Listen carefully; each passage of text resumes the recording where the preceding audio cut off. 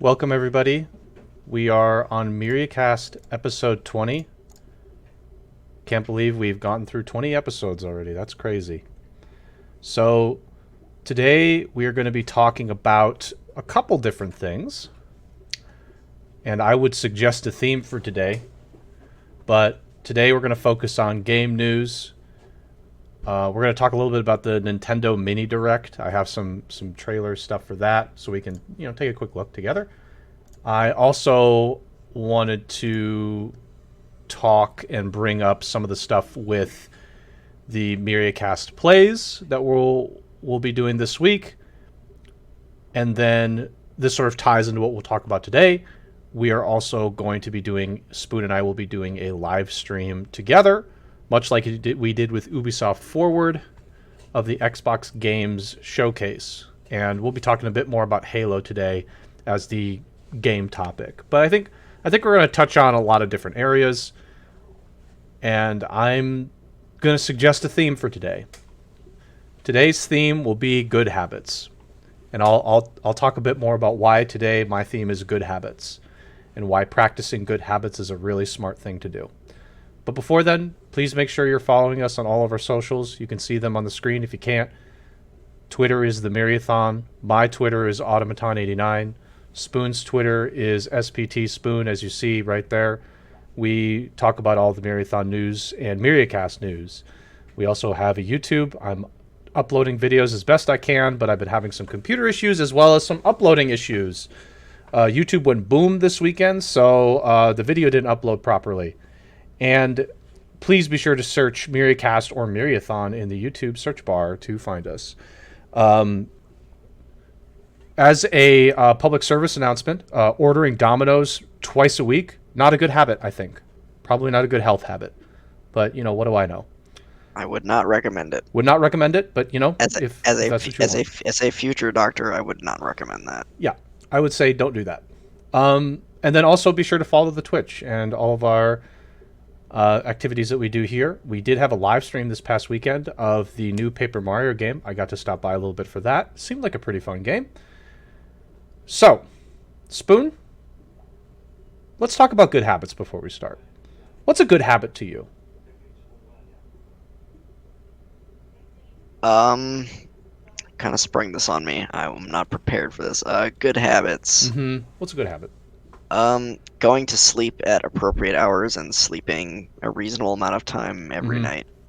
That If you seems can. reasonable to me. I know some people have sleep disorders and the like, and if you have issues with that sort of thing, I recommend going to see a doctor or a specialist in that area. I agree. I think making the bed is a good habit. I also think washing your hands after you go to the bathroom is a great habit. Mm-hmm. There are a couple things today that I'll be talking about that I find are extremely poor habits. I'm shocked at how disappointed I am with many people.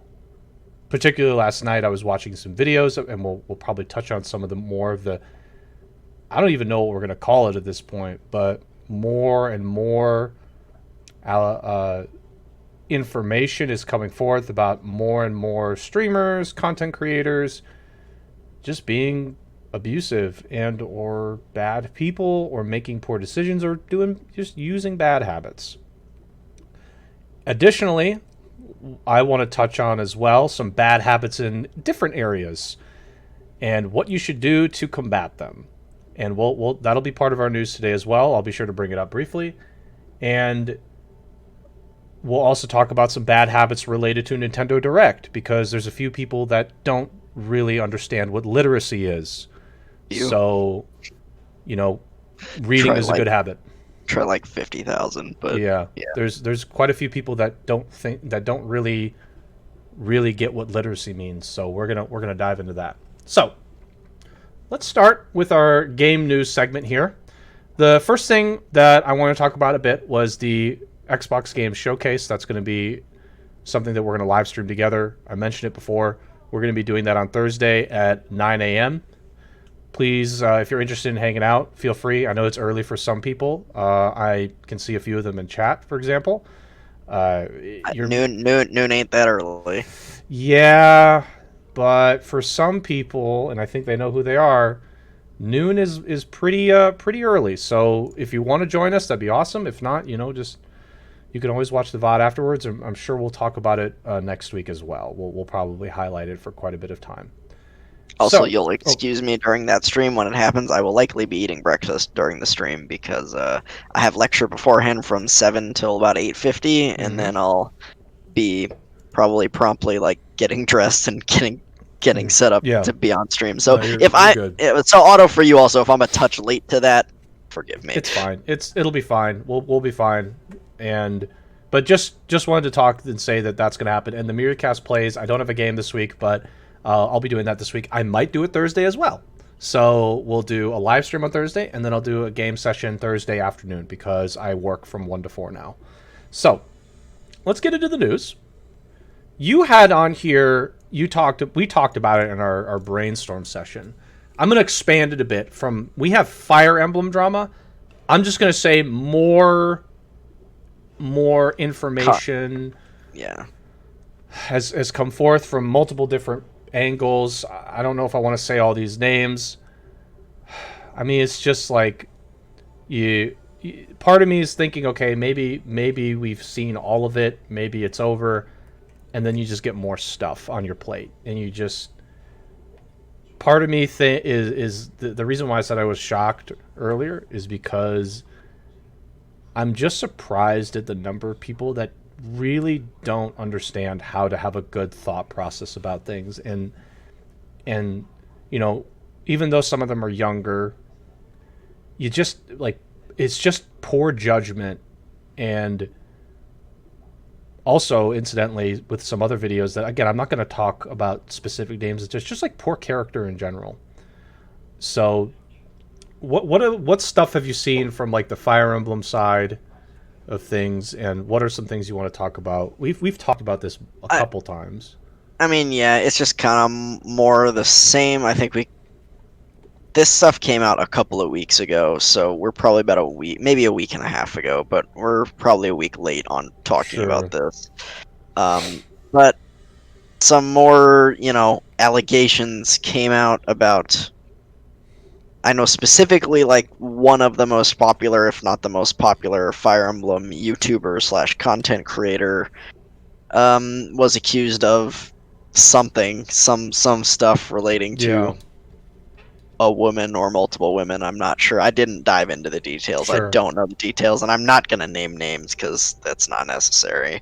Um, and yeah, apparently the Fire Emblem community in general kind of went into an uproar, and there was a lot of toxic threads and comments and stuff on the on Reddit, and Sure. and people were just having a flip out.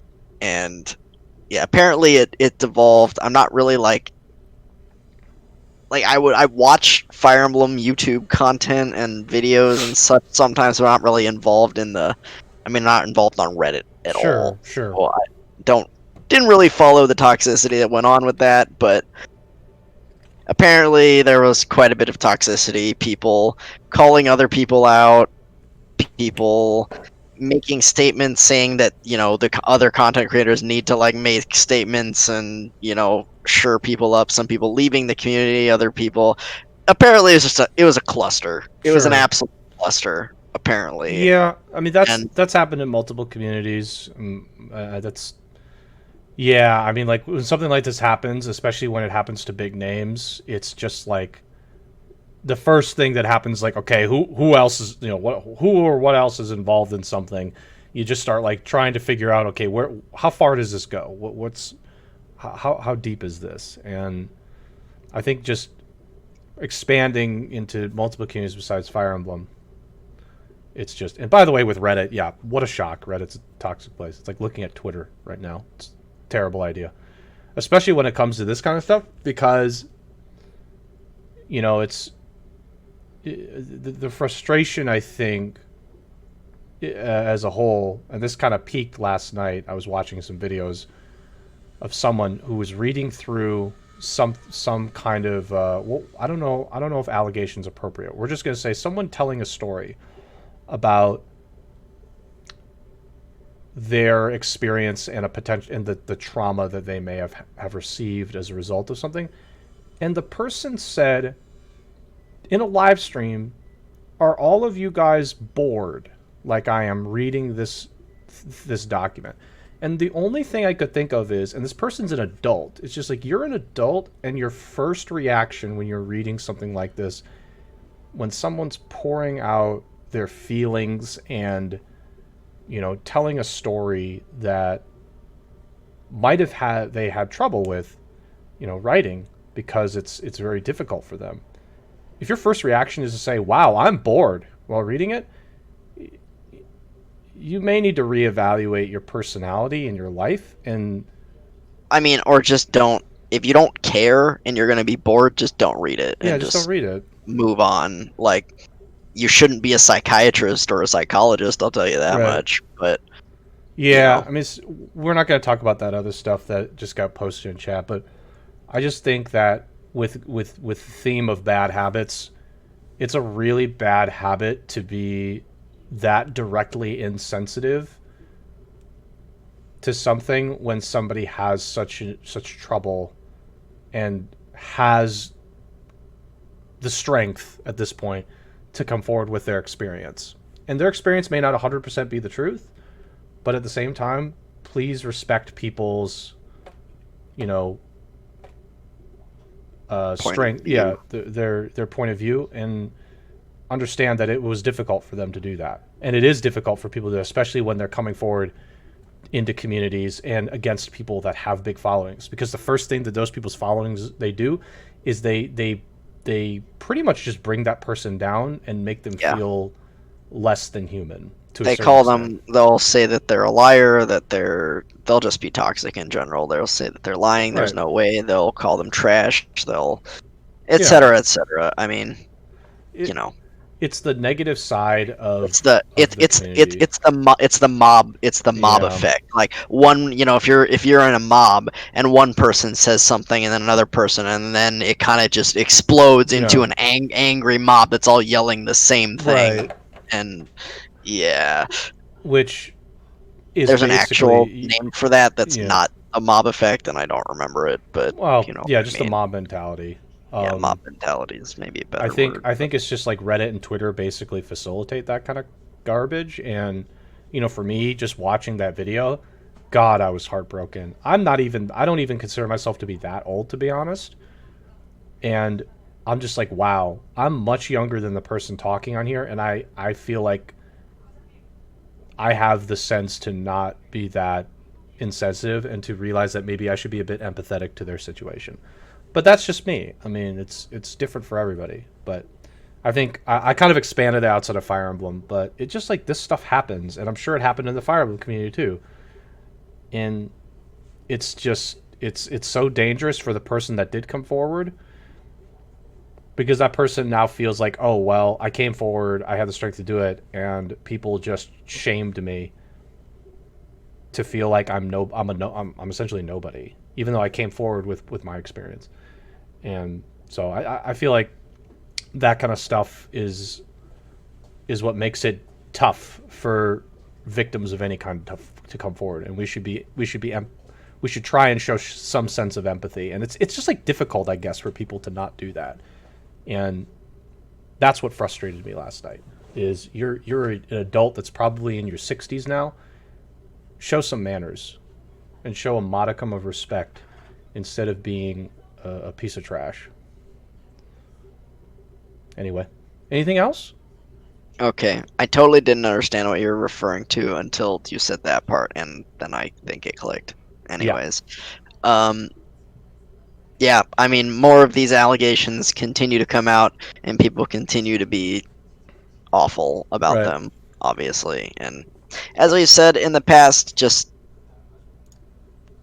be a better person. I don't know what else to say. Stop. Just don't do it. Just have a heart. Don't do these things. Yeah, have a heart. It's weird. I have to say that. It's like it care sounds about like other people. Sounds like something a Saturday morning cartoon would say, but have a heart. It's weird. I have to say. I know it's hard, and there's a lot of people who obviously don't. And I don't want to get too political, but anyone who is selfishly not wearing a mask right now, just You're only thinking about yourself. You're being very selfish. Yeah, just please. We talk about this a couple times. Just wear a mask, please. It's not hard. It's not hard. It's not hard, man. It's not comfortable. I've done it. Nobody likes it. Nobody who's doing it likes it. But say help save someone's life by wearing a mask. Like seriously. You may or may not, you know, Yeah. you're probably thinking, "Oh, I probably don't have it, so I'm not going to spread it." But who cares? It's completely it's so easy to just Right. wear a mask when you go outside in public. And the thing is, like, if you're thinking that that's not connected to what we just talked about, there are connections all over the place. There really are. If you're if you're a person that's going to separate those two issues and be like, oh, well, those are different things. Like, are they though?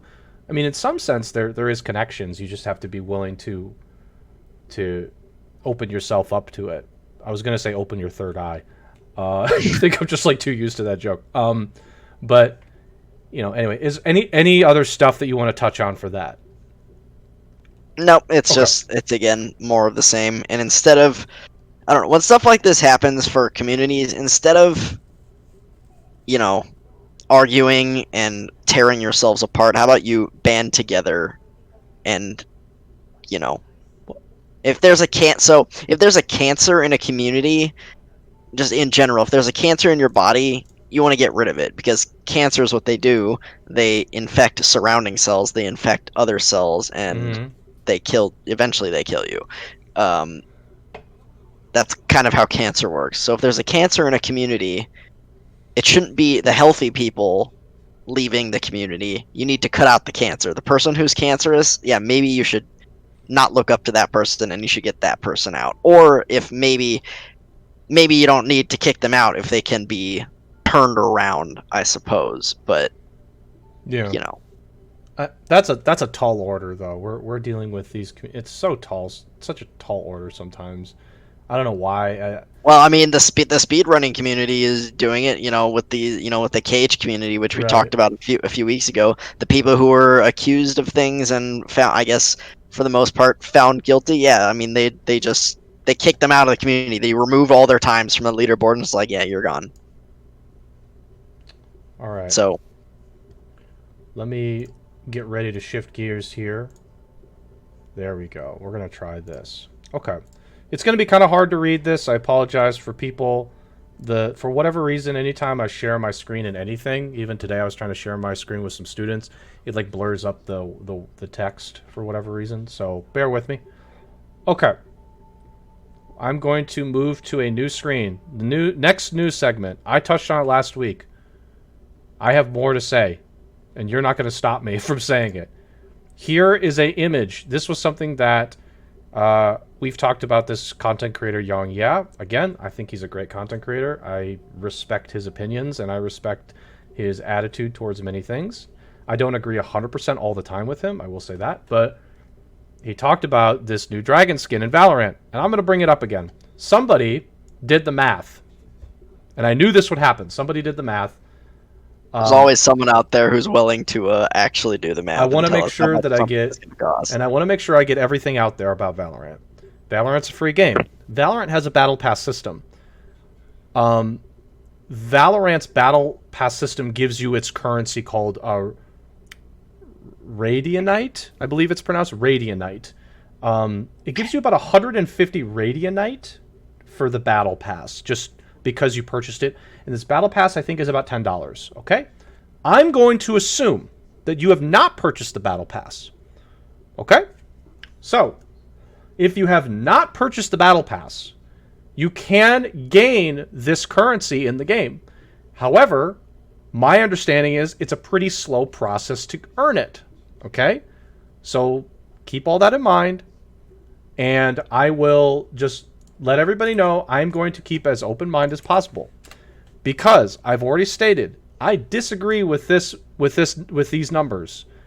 But I'm going to just go with it and say let's take a look at somebody who did the math. Because the person was bored. They even say here, I realized that the new Elder Flame pack, which is this dragon skin that we showed last time, is about $292 for the pack and all upgrades. The pack is about $100 base, and that gives you the weapons. However, to upgrade all the weapons fully, all 5, it would cost about $192, as you need to buy about 4 80-point packs, which are about roughly $50, $48 to be exact, which would give you 320 Radianite. You need 310 Radianite to fully upgrade all the skins in the knife. So, and people are, he's asking for double checking. I'm kind of going to trust him for now. While I believe in the if it's blah blah, I still think it's too much. You could buy almost 4 AAA games. It's almost 6 actually, I would say. And I'm not going to go into the comments because I don't really want to. But somebody, and again, I'm sure this math is close to confirmed. A $300 skin set for your guns in this game. What is the upgrade? I don't understand the upgrade thing. What is that? So it looks like to upgrade all 5 weapons fully. So it looks like the pack is about $100 that gives you the weapons. However, to upgrade all the weapons fully, I get that. Yeah, but I'm trying to see. What is the upgrade all the skins in a knife? I don't know once what you the buy a is, skin, you have to continue buying it to make it better. I haven't played the game, so I don't understand how this works. But this seems. It seems like you can wish to upgrade a skin, select the skin on the table shooter. It looks like there's upgrades, I guess. You have to keep in mind, I don't know everything, but I guess there's more upgrades for the gun skins. But it apparently exists. And I'm like, this person plays it. I don't. I'm kind of trusting that this is true. And yeah. I mean, I don't know anything about it, so. Yeah, I gotta be honest. If this is true, and again, this is probably a person that's played far more than I have, which I've played 0. So yeah, same. So it's just I knew that buying the weapons was 100, and I already protested that I disagreed with that price point. But even beyond that, if they want to charge $100, fine. If this is true, if it's $300 to fully upgrade, which we don't fully know what an upgrade is yet, but if this is all true, and maybe you want to have this whatever fully upgraded is for $300, this price point is crazy. And to me, it's crazy. For other people, I'm going to guarantee it's not. For me, it's crazy just because this segment right here. You could buy several high-quality games for that same price.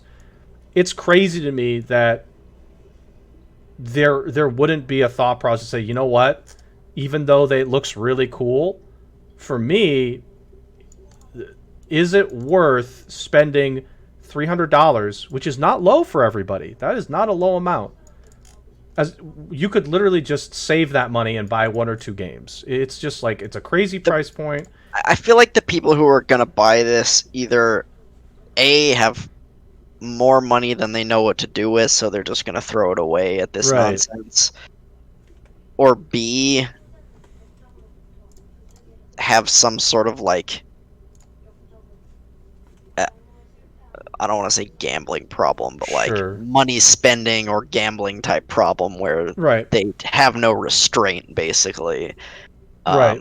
So yeah, I agree. I think that's a potential problem.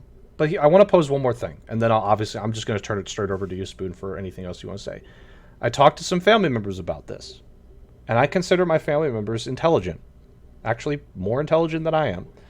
We were discussing the economics of this, in that let's arguably say that instead a fully upgraded pack was $100. Somebody did the supply and demand math and said even though they may sell more units at $100, selling at $300 is more lucrative because somebody said, okay, well, instead of getting 15 people to buy at 100, if we only get 5 to 10 at 300, we're going to make more. And again, that might not be perfect math. So my point is that it's I don't know, you can understand the economics of somebody trying to sit down and do this and say, you know what, even though less people are going to buy it at 300, we're going to price it 300 because we make more.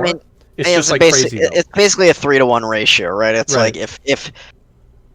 if we price it at 100, we need 3 people to buy it at that price for every one person to buy it at the $300 price for that to be equal. Right. So again, I'm sure you're right. I'm sure someone marketing or economics expert at Riot did the math and said, this is the price point we're going with because this is how we think we'll make the most money off of this Sure. skin. And the only reason why, and I want to fully get my point across, is they can do whatever they want with the number. If they want to put it for $300, fine, whatever. Personally speaking, it's like it kind of signals something to me that says they'd rather go for a very specific whale crowd than produce something more moderately priced for, we'll call it, the average consumer. And the reason why I don't like stuff produced for the whale crowd is because we know what happens in mobile games. All those games are produced for the whale crowd. This number feels like something that's for a whale crowd. It's kind of, it feels off to me. That being said, you know what? All their skins are expensive. We took a look. I actually took a look as well. Young, yeah, took a look. All their skins are, they're moderately expensive. There's pretty high price points across the board from what I've seen. I'm not buying it. And if you disagree with my argument, go whatever. And if you think that this is fine, cool. But for me, $300 for a full skin set, Yeah, I mean, it's a little bit weird to me. I'm not interested in Valorant because I'm just like not a big fan of these like Twitch shooter like types of games. But like seeing this pricing model, I will never play this game. I will never play this game. I don't. It's not even a fact of like I will never buy anything in this game. I will never play this game. I think this pricing model is awful. I think it's completely scummy. I think it, as Otto said, it's just goes towards the whale crowd, and it's not for anyone except the whale crowd. The average person who plays this game is not going to be able to buy these skins. So, which, yeah, I guess is the point, but I don't know. It feels off. If the upgrades do some awesome stuff, with more information, sure. I'm sure the upgrades numbers, just make it shinier or flashier or have more effects. That's going to be my assumption. I guess I don't know for sure. But I still think $100 for a skin set, let's not even talk about the stupid upgrades, is an absurd price. It's for it's us, a skin. For it us, should be like $10 tops. $10 tops I would pay for that. I still probably wouldn't. If they wouldn't. sold it for like, the skin does. I will say, I just want to make sure I give some devil's advocate. The skin does look really good. It's got some interesting effects to it. If it was expensive, that's fine. But this is like, it's higher than I would have ever anticipated, and that's kind of what caught me off guard with it. It wasn't that it was like, oh, this is in total with the upgrades. Let's say without the upgrades, $100 is the base, the base price. If this was like maybe 30 to 50, I'd still kind of like raise an eyebrow, but I'd be like, you know what? Yeah, sure. Riot sells some League skins for like $30 to whatever the highest is. Well, okay, right, sure. That's fair. Sure. That's fair. If it was more in line with League's pricing, and yeah, as you said, it was like $30 or maybe $50 because those were like the legendary skins for League, maybe I'd be like, okay, I guess. But yeah, I don't know. If like I said, if it was 30 to 50, I wouldn't be really entertaining this conversation. So they come at, sorry, I'm trying to look, they come to $20 per gun skin because, okay, great. Sounds good, but we've gotten our point across. So I think 300 for fully upgraded. I certainly hope that upgrades are great. It's like a stretch. That's a lot of games. So that's I wanted to bring it up because it's new information for me. I thought it was 100, but with this sort of variable of upgrades, and I hope those upgrades are great. And if you bought the skin and enjoy it, good for you. Okay, let's move on to the next thing. So, this next thing we're moving on from, I feel like I'm just going to show it. I've muted it because I'm scared that somebody's going to copyright it or whatever. This is the trailer for the Gamer Girl video game that was posted last week.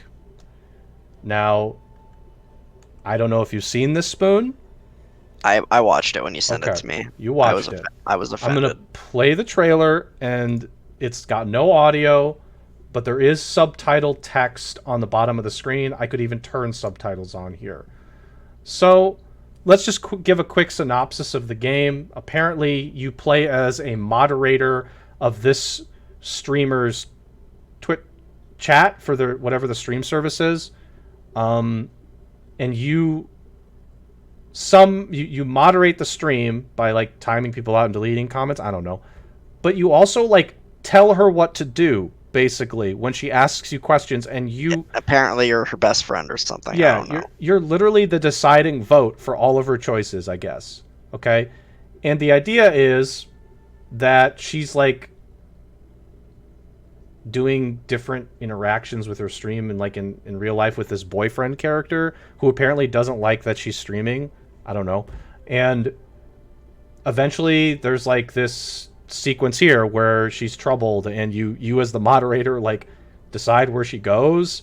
And I'm like, this is such a like a weird concept to me, because it's like we just talked about all this like the allegation stuff. I just like we I'm just gonna say it. Being a Twitch streamer as a woman, I can imagine, is like a really frustrating experience. And like, why would you make a game that signals to the streamer and the people that moderate? It's like, okay, the moderator literally controls her life, and she has like no power to make decisions of her own. It's a head scratcher. It was a head scratcher for me. Yeah, I'm gonna agree with Try and Chat. This feels very poorly timed with Yeah. all the things that are going on right now with Twitch and the gaming community at large. That we've talked about over the past few weeks. I feel like they should have, even if it's, getting ready to come out. I don't remember if there was a release date on this. They probably should have held on to this for at least a couple months until some of this Oh, I forgot the blows company. over a little bit. Let me see if I can pull the company. Keep going, Spoon. But I mean, this just looks awful. I don't know what else to say. I watched this trailer and it was pure cringe. Yeah. I want nothing to do with this. This just looks terrible. There were, just to sort of round this out, there were definite cries on, I'm just going to say multiple places, to be like, this should not exist. There was questioning whether or not the developers even understood or had any woman working on this game or talked to anybody that was a female streamer, which, by the way, that would be like the first thing I would do. And secondly, just like, why did you think that having your moderator chat person have like essentially control of her decision making process, making her feel like she's weak and can't make choices on her own and needs her white knight mod to do it? It's there's too many things about this that really were red flags. And when I saw this, I thought it was a joke, actually. And then I realized it was real. And I guess the company like asked Sony to take down the trailer. It was like forcibly taken down, but people obviously, this being the internet, they got the trailer and they posted it on their own, channels and such. Make sure to re-upload it. Yeah, this is disturbing. Anything else, Spoon? This was a thing, though. Again, I don't know who at the meeting table someone came up with this idea, proposed it, and then they like, I don't know how we got through that chain of this being proposed. Someone had this idea, and then they okayed it, and then they started making it, and they were still okay with it, and now we're here where it's an actual thing and looks like relatively close to being done. Yeah, this is like a trailer that you'd see for something that's coming out within 6 months, to me. It's got gameplay, quote unquote. It's live action. You want something that's better than this, that's actually a good meme, go watch AVGN's Plumbers Don't Wear Ties video. You'll get everything you need from that. It's probably going to entertain you far more than this game ever will. And if you're excited for this game, I don't know what to tell you. Go outside and take a walk. I have nothing else to say. This is like a bad concept. This is going to be a meme game that people will buy and play on stream as a joke, much like the Super Seducer game was. I am not going to be surprised if this shows up on like assuming it comes out this year, worst games of 2020 lists after after the year's over. It should be up there for sure. And it looks like they actually put some time and effort into the production of the game. So, like, no, it's not a good meme. This just looks offensive to me. Like, yeah, it's not a good meme. It's just straight up offensive. Yeah, my point was it's just going to be taken as like a it's not a serious game. It's just people are going to say, yeah, this is a joke. It's offensive. It's stupid. That was my point. Anyway, anything else on Girl Gamer, Gamer Girl? I don't want to talk about it. You don't want to talk about it. Just okay. Looking at it makes me. What's next angry. on my list? Next on my tabs list, I'm just going to go through Google Chrome tabs. I've got Nintendo Direct Mini Partner Showcase. Now, according to my intelligence, and my intelligence based on what people have told me, Spoon, you told me this was happening, this is supposed to be a third-party showcase. It was for other developers, not the mainline Nintendo series, developer series. They announced this late last night. I saw it on Twitter at I think it was past 8 o'clock Pacific time. So within 12 hours, basically, of them doing this presentation. Okay. So. And they said, this is a mini showcase for Nintendo partners. Right. I could probably find the tweet, but basically they said third party or partner developers only, no Nintendo first party stuff, no big titles, just it's just a little thing, a little palate cleanser, a little appetizer. Hopefully we'll get a real Nintendo Direct in another month or so. Sure. We don't know. They haven't said that, but let's I want to highlight a few things, but you can keep going. I'm gonna. Yeah, it was only 8 minutes. Yep. And yeah, I mean, as per usual, the internet was mad. But so I'm looking at the like to dislike ratio. That's usually a good indicator of how people feel. I mean, usually. Sometimes you have to question it. 78 to 63. Okay. I'm a when you have that, yeah. That's pretty bad when you have that many. It's not more dislikes than likes, but it's pretty bad. Still, usually on most normal videos, I feel like it's 90% likes and 10% dislikes on most videos. If you're getting close to the 50-50, you're having trouble. It's a bad ratio. It's no good. Yeah, bad ratio. So I'm not going to play the video. I'm just going to stop at specific points. So Nintendo Direct Mini Partner Showcase. They talked about Cadence of Hyrule. This is the Crypt of the Necrodancer game that's got Legend of Zelda skin on it. I know Kuru likes this game. They had a little spotlight for some DLC packs, I guess. Sounds good. Yep. Looks like DLC. some extra characters, some songs, and I don't know what Symphony of the Mask is, but it was a new story, so, a new story section. Yeah, pretty good. Paid DLC. It looks like DLC packs. I don't know what the price point is. I didn't see it. They didn't. Yep. They didn't say. So then there was this game. It was it's called Row Company. Is this it? Okay, so Row Company from High Res Studios. It's like it's multiplayer, but also as first person. It feels like I don't know. I don't know how to feel about this game. This looks like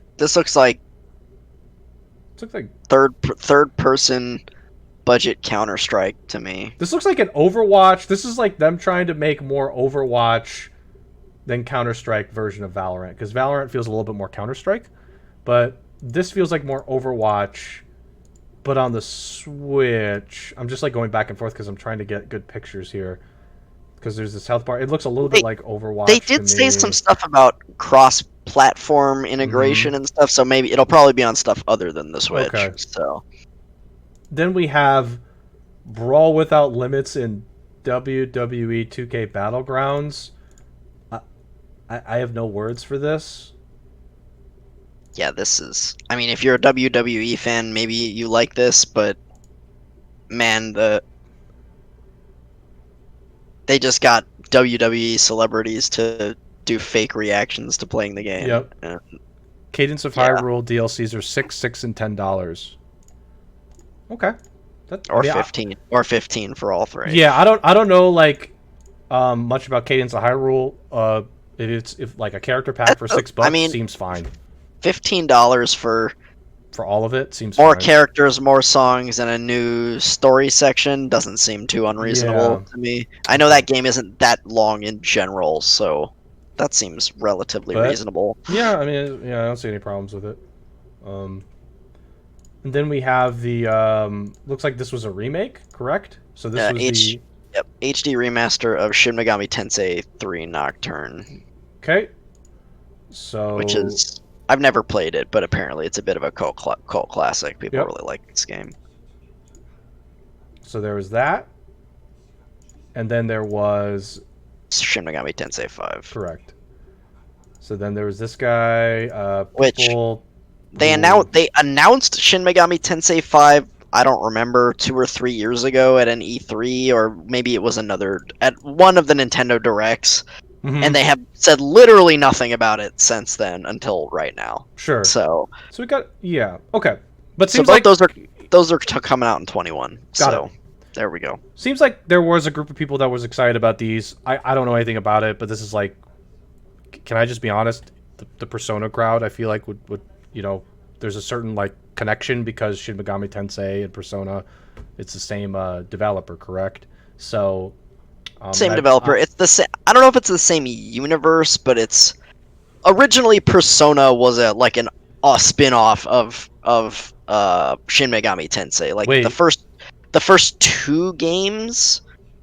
two Persona games were called like Shin Megami Tensei uh huh, Persona and Shin Megami Tensei Persona 2, right. and then from Persona 3 onwards they just called it Persona. So I'm wrong, I guess. Apparently, I'm being told by chat that the Persona crowd is mad.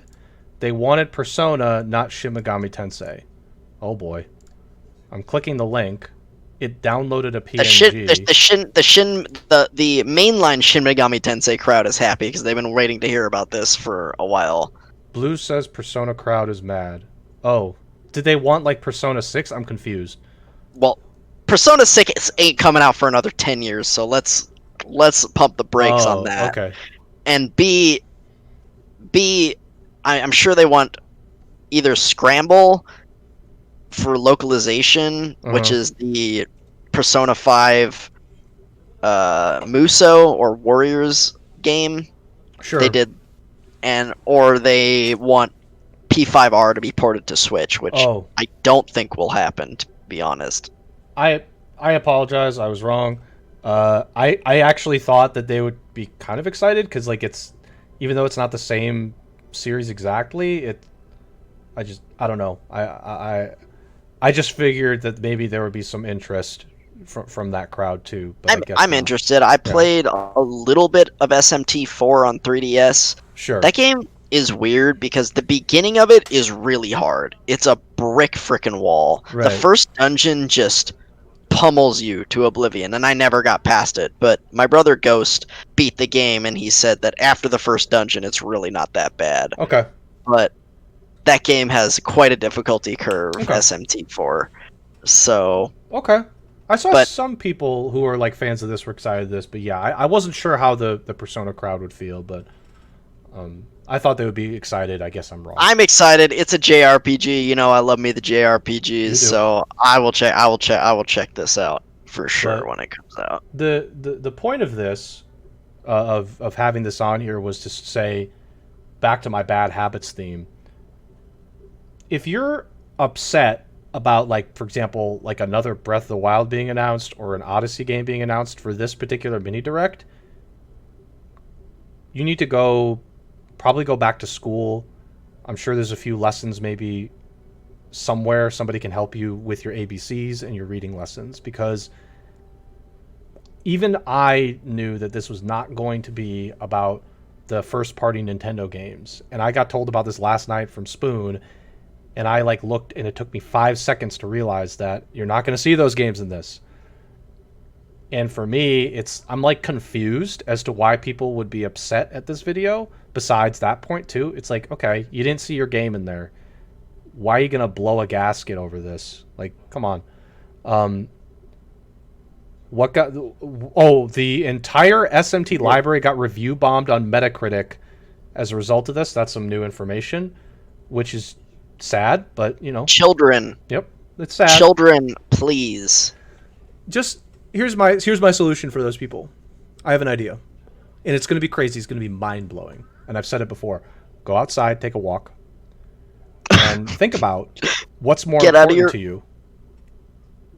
Just get out of your house, please. And I'm not trying to get out of your little box. Right. Realize there are things that are more important in life than Nintendo Directs. Yeah, I'm not trying to be like insulting in a way of like, oh, you're a loser because you stay at home all the time. That's not it at all. Like, I stay at home a lot. But what I'm saying is, go outside and just like think about things. Just think about things, and maybe you'll come home and realize, it's really stupid of me to try and review bomb something on Metacritic like that. It'd be stupid, a waste of my time. Maybe I should do something else. Anyway, anything else, Spoon, regarding Nintendo Direct Mini and irrationally angry individuals? I mean, we're kind of beating a dead horse. It's more of the same. Sure. People are just being mad because people have been.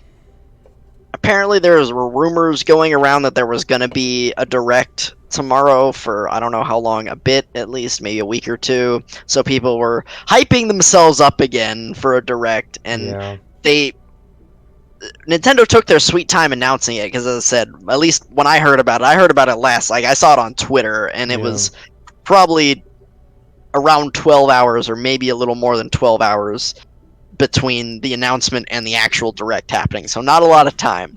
But they did say specifically in the tweet, third party, mini Direct, all the buzzwords that were like, this is not a mainline Nintendo Direct where we're going to talk about Mario, Zelda, Metroid, Xenoblade, Brave. Maybe you could have thought Bravely Default would be in there because Square Enix is a third-party publisher. Like, maybe you could have thought about that one. But any of their mainline stuff, no, they're not talking about it here. Yeah, I don't know. Hold your horses. Yeah, I don't know.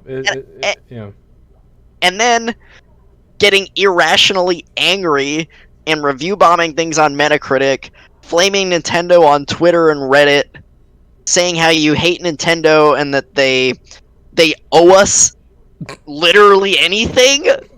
I love the people whose first reaction is, "You owe us. You owe." It's like, why do I owe you anything? I'm Nintendo. I don't owe you anything. If you don't like it, if you don't like how Nintendo conducts their business, just stop buying their games. That's all I have to say. Oh wait, you can't do that though, because you're, I don't even know what to say, a degenerate. Because it's just like I love the reaction of "you owe us." That's like one of my favorite. Like, I'll just laugh out loud at a person who does that. It's like, "You owe us." It's like, company doesn't owe us a damn thing. They really don't. So just like, don't get that in your head. Oh my goodness. That is absurd. Yeah. But anyway, I'm glad for the stuff that got announced. I know Karu was probably excited about the Cadence of Hyrule stuff. If you are, that's great. It seems like a reasonably priced pack of DLCs. And I mean, if it helps, if it makes the game more fun for you, awesome. So, and for the other stuff, for the other stuff that people are excited about, yeah, cool. It's good that you're excited about some of that stuff. And for the people that like aren't excited, that's okay. You don't have to be excited. Just don't be a jerk. Just don't be a jerk. Don't have to be an angry mob of jerks. Okay. And I feel like, okay, I want to say this one thing. I feel like Nintendo kind of learned their lesson a little bit. At least this is a one example type thing, so maybe I won't say they learned their lesson. But with when we talked about this last time with the Pokemon Unite thing, yeah, that was bad. Where they said, big Pokemon announcement, we're having another Direct next week about a new big Pokemon announcement, and people got their hopes up for that, and then they announced Pokemon Unite. We went over this already a couple weeks ago when we talked about this. Nintendo, I mean, again, maybe they learned from that, maybe they didn't, maybe it was just a different strategy, who knows. But it seems like to me that they learned they're like, oh man, people didn't like that we were vague and ambiguous about what the Pokemon announcement was going to be, and they got their hopes up and they were mad. So for this one, we're not going to let them get their hopes up. We're just going to say, hey, this is a small thing, we're just doing mini third-party, partners, whatever. And people still got mad. I don't understand. What do you want? It's crazy to me how. What the heck do you want? It's crazy because like Nintendo's typically pretty good about especially their first party releases, but it's just like Nintendo doesn't really like try and go behind your back too often and do really scummy things. It's like weird that people get so mad at them. And it's just like, well, okay, you know what? This trailer in particular, this direct in particular, it's like, really? This made you upset? It seems like a pretty by the book, simple, couple games made by outside development studios or publishers. I don't know, like, why are we upset with this? It's just like it was very confusing to me to see the anger. And I was reading the comments, and like I think one person actually said, "Is like, where's my Breath of the Wild 2?" And it's like, okay, I'm sorry that they couldn't pack in Breath of the Wild 2 in their 8-minute video. They're probably saving that for a different one if they're going to have that. Yeah, that's exactly what I actually know what they want. They want Odyssey 2, they want Breath of the Wild 2, they want the next Metroid game, they want, for the Select Group, the next Fire Emblem game. I mean, I'm excited to hear about whatever the next Fire Emblem game is, but Right. we don't know what that is. There've been rumors spreading, but we won't dive into that. Yeah. They want all of these things, and they are not going to be satiated until they have an announcement of these things, and they are going to be angry with whatever Nintendo does unless it's exactly what they want. It's the same thing with Smash characters, like, the people who wanted K. Rool and Ridley, and the people who still want Geno and whatever. It's like, they're just gonna, if they don't get what they want, they're just gonna be angry and be like, I'm gonna go to Sakurai's house and murder him because he didn't put my character in the, like, Sakurai is the worst video game developer of all time and should die in a fire because they didn't put Geno in the game. It's actually ridiculous. Yeah. Again, just step back, go outside, Go take a walk, walk. think about something else other than your boiling anger over Nintendo not announcing exactly what you want. Yeah. I just don't know what to say. And I was just going to say, like, they got an Animal Crossing game out this year. They got Paper Mario. I don't know. It's just like, I feel like there's some good stuff that's been pushed out. But okay, let's move on. I'm going to cycle us through. I've got 2 more big ones. I know you added something for Ghost of Tsushima, so we can talk about that. I've got a short one. This is I'm spearheading this one. This is Yandere Simulator. I hope to Christ you have not heard of this, Spoon, because I have, and I'm angry. I've only heard of it because you guys were talking about it in Try's Discord today or it makes me angry that I know that this exists now. This is Yandere Simulator. This is made by someone named Yandere Dev. I want you to take a look at this right here. I'm going to full screen it for you. This is a Patreon. There's a couple things I want to talk about with this Patreon. Number one, there are 1,200 patrons. And he's receiving, as of the moment of this screenshot, which it's probably gone down by now, $4,000 a month. That is not a small number. That's a pretty good number for an individual developer. That's more than a lot of people make. That's a good amount for an individual developer. You'll notice another thing here. Blah, blah, blah. I've been developing this game since April 2014. What's today? July 20th, 2020. It's been over 6 years. It's been 6 years. This person has been receiving roughly this amount of money per month. You'll notice down here, you can't see it. I'm going to read it for you. It says, monthly salary for this person is $3,500. Okay? These are key facts. Here's something else I'm going to show. I am not a great programmer. I am okay. I try my best. There's a lot I don't know, but what I do know, here's a picture. If you're a programmer and you witness this page, you'll notice there's these things called if statements, and then there's these else if statements. If you are a programmer and you see this, and you don't think to yourself, please end it now, I am concerned, because when I saw this, I was really scared. I was scared because I know more about this person now than I should know. If I'd seen this with no context, I would have said, hey, probably right out of school, no experience. That's okay. The person will learn. Maybe with another year or two, bring somebody on board, they can help him out. Heck, even get like a senior developer. He go work at a company, get a senior developer to mentor. Let's take a look again. This person, once again, if you do the math, $4,000 a month is about $48,000 a year. That's my basic math. Okay. That's the code of Pepega. because I have never seen somebody, and I have very little experience with code. I swear to you all, About a year. I'm not an expert. Any developer with a few years of experience would destroy me in a contest regarding any sort of code. But I do know this. If you're using that many if-else statements, go back to school, because you got scammed out of your education. Because that was really bad watching that. Now, this person is making this game and making $48,000 a year with that Papega code to make this video game over 6 years. And I have a couple things to say. Thing number one, anybody who gave money to this person, you are scammed. Try to get a refund. Number two, this person needs to hire somebody. They tried to hire somebody. They couldn't work with that person. That's a really big red flag right there. Number three, how do you spend 6 years on this and not think to yourself, maybe I should go get a job and work with somebody who's on a senior level and have them mentor me so that I can really improve my skills?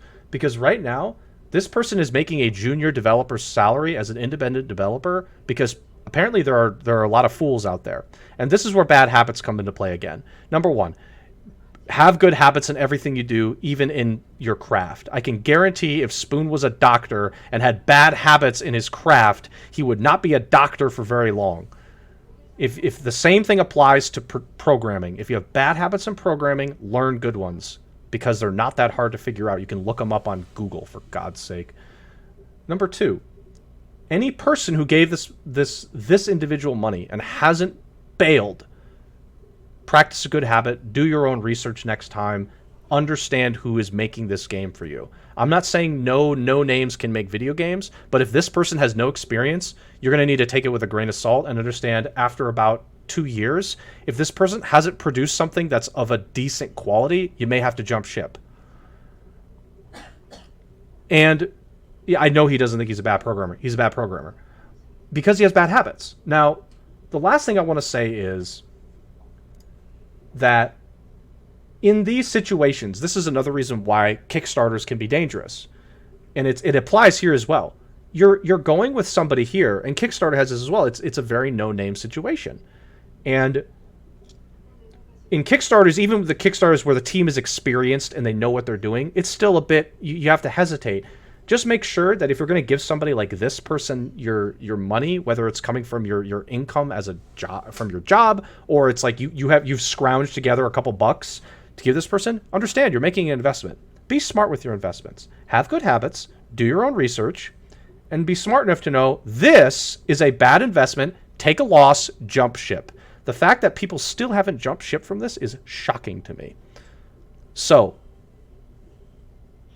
this is news because it was provided to me, and it's because this stuff is not necessarily a one-time thing. There are other games, other Kickstarters too, they have the same experience. If you've given to a Kickstarter before, it's like a one-time thing, but just recognize that when you make a bad investment, it's okay. Say, I made a bad choice.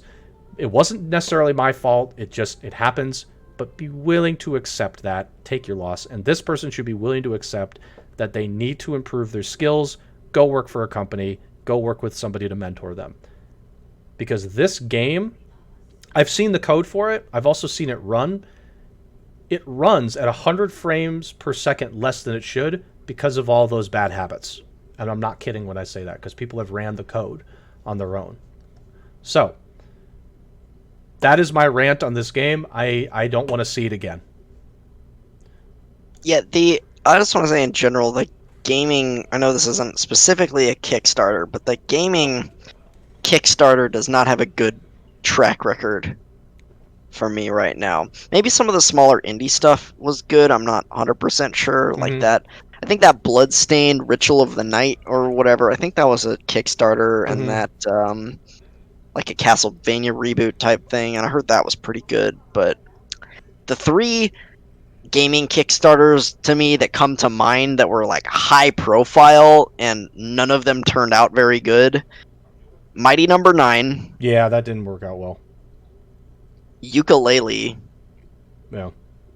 And Shenmue 3. Yeah, Shenmue 3 wasn't... It did release eventually, and I think it was okay, I guess. Like, I don't know too much about it. I will say though, let's make sure we also are fair. There are some good Kickstarter projects or good crowdfunded projects Yeah. that have already been named in the chat, and I've gone with some of them even when they went on early access. It's okay to take a chance, but I am telling everybody here, when you make an investment, know when to jump ship because you don't want to drown with the ship. You have to Well, don't drown with Kick, the ship. Kickstarter's easy because it's a one-time investment, Right. and then It's a you one-time get thing. it. Sometimes it's not good. I guess there are more good examples than bad examples. I haven't played any of the ones that are in chat, but again, three of the higher profile ones that I heard about were the three that I mentioned: Mighty Number 9, Yeah. Ukulele, and Shenmue 3, and all three of those didn't really turn out great. And yeah, they didn't return out as highly anticipated as they probably, They also took like far longer to yeah. make than they Yeah. anticipated. There were lots of delays. They needed more money. They didn't fulfill their promises from the goals, Right. and so it's Kickstarter can be good, but It's it's tough. It's a bit of a it's yeah, it's a bit of a crapshoot, as it were. You sure. know, But in this case, because it's a Patreon, you can actually, drop this stop. investment. You can Yeah, stop, and you need to when you see. This is like it's just like a bad yeah, trend. You have to understand patterns. You don't need to be, you know, you don't have to be a math major. You don't have to understand it all to know what a pattern is, because right now everything I've seen within less than 24 hours of knowing what this person is and what the game is, I've seen way too many red flags, and it's shocking to me that people are still giving this person money. It's yeah. shocking. I mean, this straight up looks like it's a straight up scam. I don't think It this looks game like will it. ever come out, and if it does come out, it will be a pile of garbage. Yeah. So anyway, I don't want to touch this for too much longer because I don't want to give this the time of day, and I'm going to move on now to the last thing I think you had on here, which was Ghost of Tsushima. So, was there anything in particular you wanted to Yeah. add in here? And So yeah, I this do have a trailer, so I'm going to play the trailer. You can talk over it. There's no audio. Go ahead. this game just came out last Friday. It's made by Sucker Punch, which is a Sony owned studio, so it's exclusively for PS4. This game looks really cool. I haven't played it yet. I did buy it, but I had an exam today, so I didn't have time to play it over the weekend. But I will probably be starting it today after the podcast. Okay. But anyways, I guess what I wanted to talk about news-wise with this game is that um, I posted Metacritic because it's generally gotten good reviews. Sure. And the bad reviews have said that it's a little bit generic as far as open world games go, because it's an open world game. It looks very similar to like an Assassin's Creed. It doesn't have a level up system like Assassin's Creed does, or Sure. like the equipment levels, so it's not as RPG heavy as the newer Assassin's Creed are. But gameplay wise, it's similar. There's but apparently the combat's a little more Dark Souls esque, or maybe more Sekiro's better because it's not so deliberate. Like, Yeah. but you die a little faster. I don't know. It's apparently there's focuses on parenting. Anyways, the game seems good, but as you see, meta score of 83, user score 92. So yeah, so try saying in the chat, why is this only have an 83 from critics? Well, because there's a few critics. If you go ahead and click on the critic reviews, Otto, I'm on the critic side, but I'll click on the. scroll down to the mixed, Yep. just the Sure. bottom. Yeah, just scroll. Yeah, scroll. Okay, I've got Scroll. digitally downloaded has a Yep. 60. Okay. I have a bunch So of more of these. Okay. I'm gonna read the end of this blurb. Uh, I can try and zoom in more, The but second half. I'll pass the link to you as So well. I'm just gonna post it in the Twitch chat. Feel free to go into your own. yeah. Um, So this is digitally downloaded. I assume this is in a Western, probably American publication. I want to read like the second half of this blurb. no, go ahead. Go ahead. So I can't stress enough, this game is fundamentally enjoyable. However, as much as I had issues with The Last of Us 2's narrative, it was an American story told by Americans, and it had a thematic and total resonance as such. It was consistent and uncompromised. Ghost of Tsushima by contrast, is a wild misfire with every narrative element it attempts, and it boils down to this. Sucker Punch decided to do a historical epic inspired by Kurosawa and produce something that fails as both history and a pastiche. Yeah, I actually don't know what that word is, of Kurosawa. There are going to be a lot of people that love this game, but I don't think that should be overlooked nor dismissed as irrelevant to the quality of this both as artwork and entertainment product. Basically, he's saying he or she, I don't know, is basically upset that an American company made a game based on Japanese history set in Japan, and says that they didn't do it justice because of that, and that, you know, it didn't cover the history appropriately, and they were offended that they would do this. And I don't know if all the negative reviews say stuff like that. I haven't looked through. Difference. Negative, I'll say mixed. Yeah, I'm like going. I've got them hovered here. I'm just sort of. Yeah, a lot of the lower reviews are like, yeah, it's just kind of a generic open world game, nothing so special. So, you know, if that's how you feel, that's how you feel. But this comment in that particular blurb in particular is just baffling to me, because I doubt this person knows much of anything about this era or Japanese history or Kurosawa films, nor do I. But I will tell you, from what I've heard, this game got a 40 out of 40, a perfect score, from Famitsu Magazine, which is probably the most popular gaming publication in Japan. In Japan, yeah. Got a 40 out of 40. While they generally give pretty high ratings, like I don't see much lower than a 32, which is like an 8 aggregate for most mainstream releases. Sure. A perfect score, because the way they do it, they have 4 people review the game, and they just add up the 4 scores that they gave it. So they have 4 people review the game, and they all gave it a 10. Jeez. Huh. And in general, from what I've heard, again, the Japanese review publications and sites have given this game 9s and 10s, basically. Generally very, very good scores. And again, I really haven't read any of them, but from what I've heard, are very happy with the way Sucker Punched is paying homage to Japanese history and did a good job portraying this era and their culture and how this worked. Yep. So it just feels very out of touch to me for a Western reviewer to say that this game is in some way offensive to Japanese because it was an American company that made this game. Okay. That's kind of what I wanted to get at. Yeah, it's definitely a weird... I mean, they have every right to say it, I suppose, but that doesn't make it a good opinion. I mean, again, it seems like a bad opinion because the Japanese people feel literally the opposite. So I think I'm going to trust Japanese people. I'm going to go ahead and trust Japan here on this one. If the country, as the people that are interested, if everybody, including Famitsu, they're all saying this is a really excellent homage to our history and we appreciate it, I feel like I'm going to trust their opinion on that, as opposed to digitally whoever saying that the American company shouldn't be making this game. It's just like, yeah, I don't know. It's like definitely an opinion that you can ignore. It's one of those bad takes that people have sometimes. Yep. And yeah, I think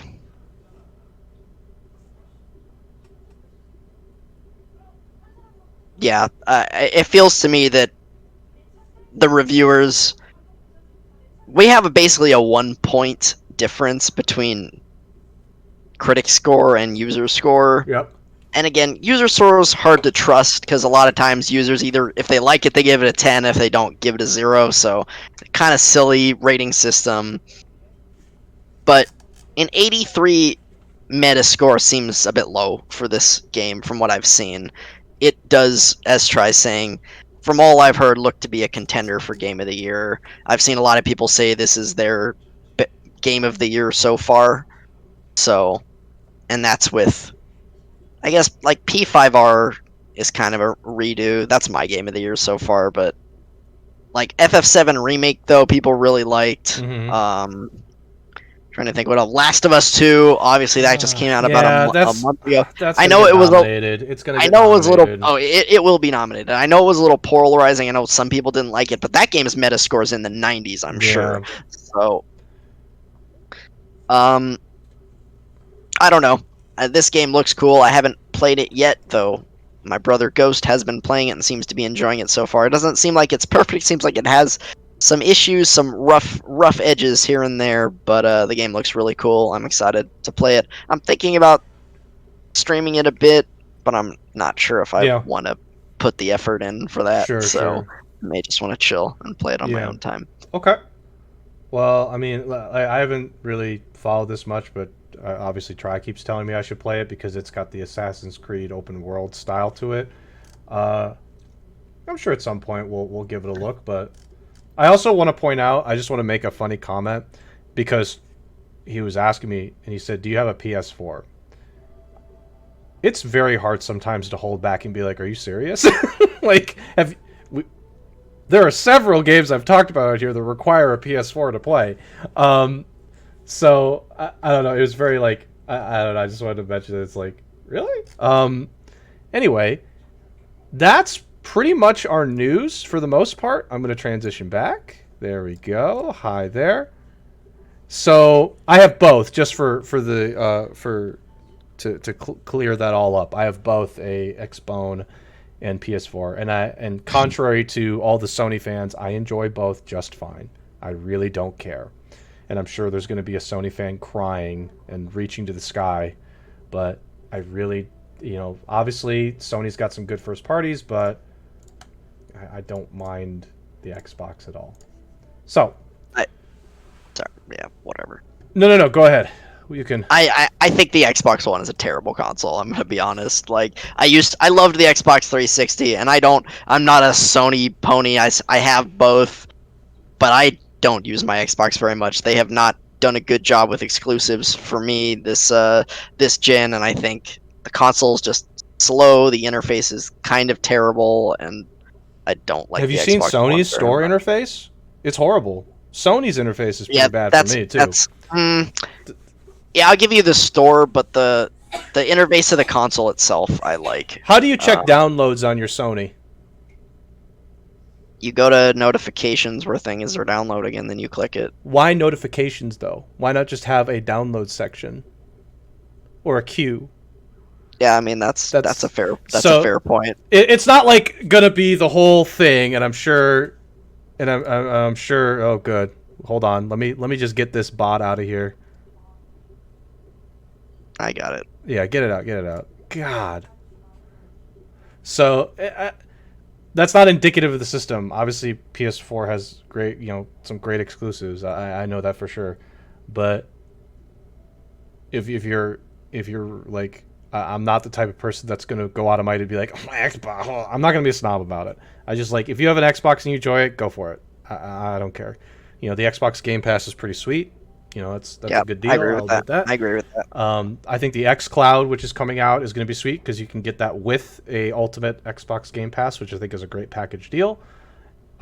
Which basically makes Stadia irrelevant, Omega lol, and even more than it already was. But yeah. And the only reason I'm mentioning is because I'm tying it all together because I can almost guarantee during the Xbox Game Showcase they'll mention some of this stuff. They'll talk about the X Cloud. They'll probably talk more about the Game Pass thing. Maybe they're going to add some games to it. I know the new Halo, for example, which is what we're going to talk about today, is going to be on the Xbox Games Pass, which I think is awesome. I think that's really cool.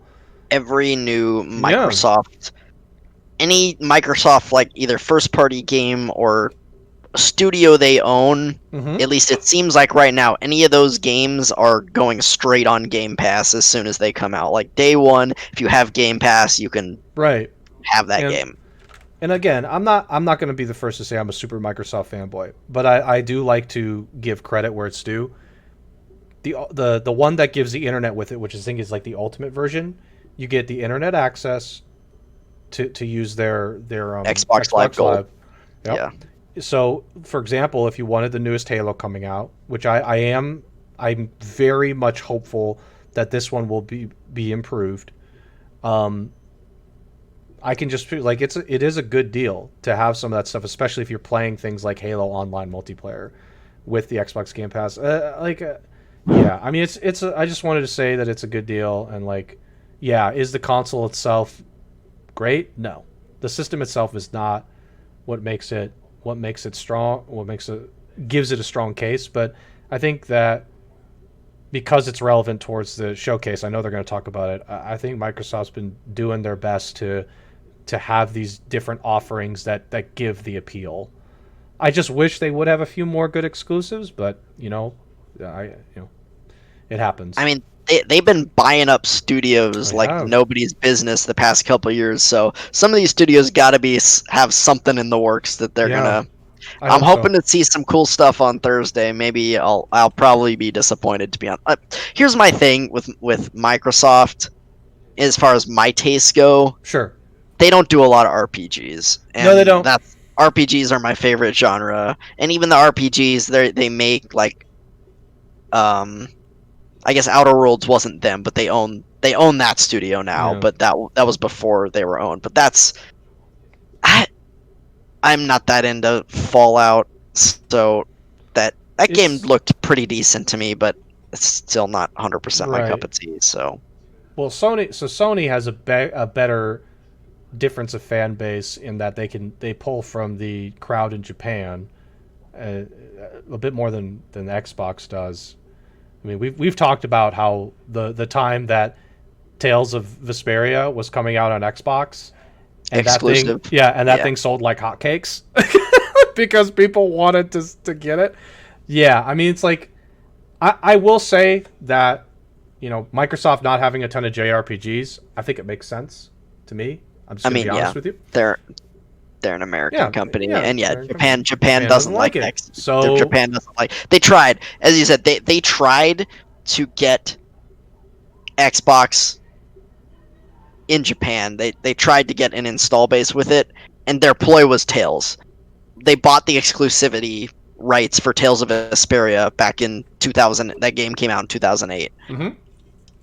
Because they wanted to try and get a foothold in Japan. They're like, all right, if we get a big name JRPG, people will buy our console, and maybe they'll become Xbox fans.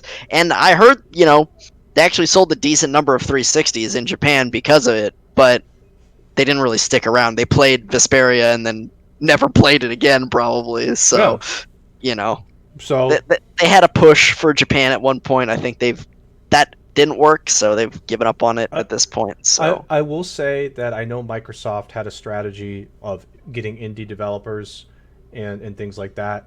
I will say that's a good strategy. I think like putting indie developers in your bucket and then putting their stuff on Xbox Game Pass is a wonderful idea.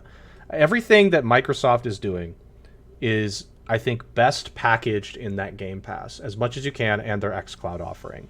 If the fact that they don't have the certain sections like JRPGs, there's a couple that I do enjoy, and I will say it's tough, but at the same time, I mean, if you're going just for JRPGs, focus on the PS4, PS5 coming out. You'll be happier.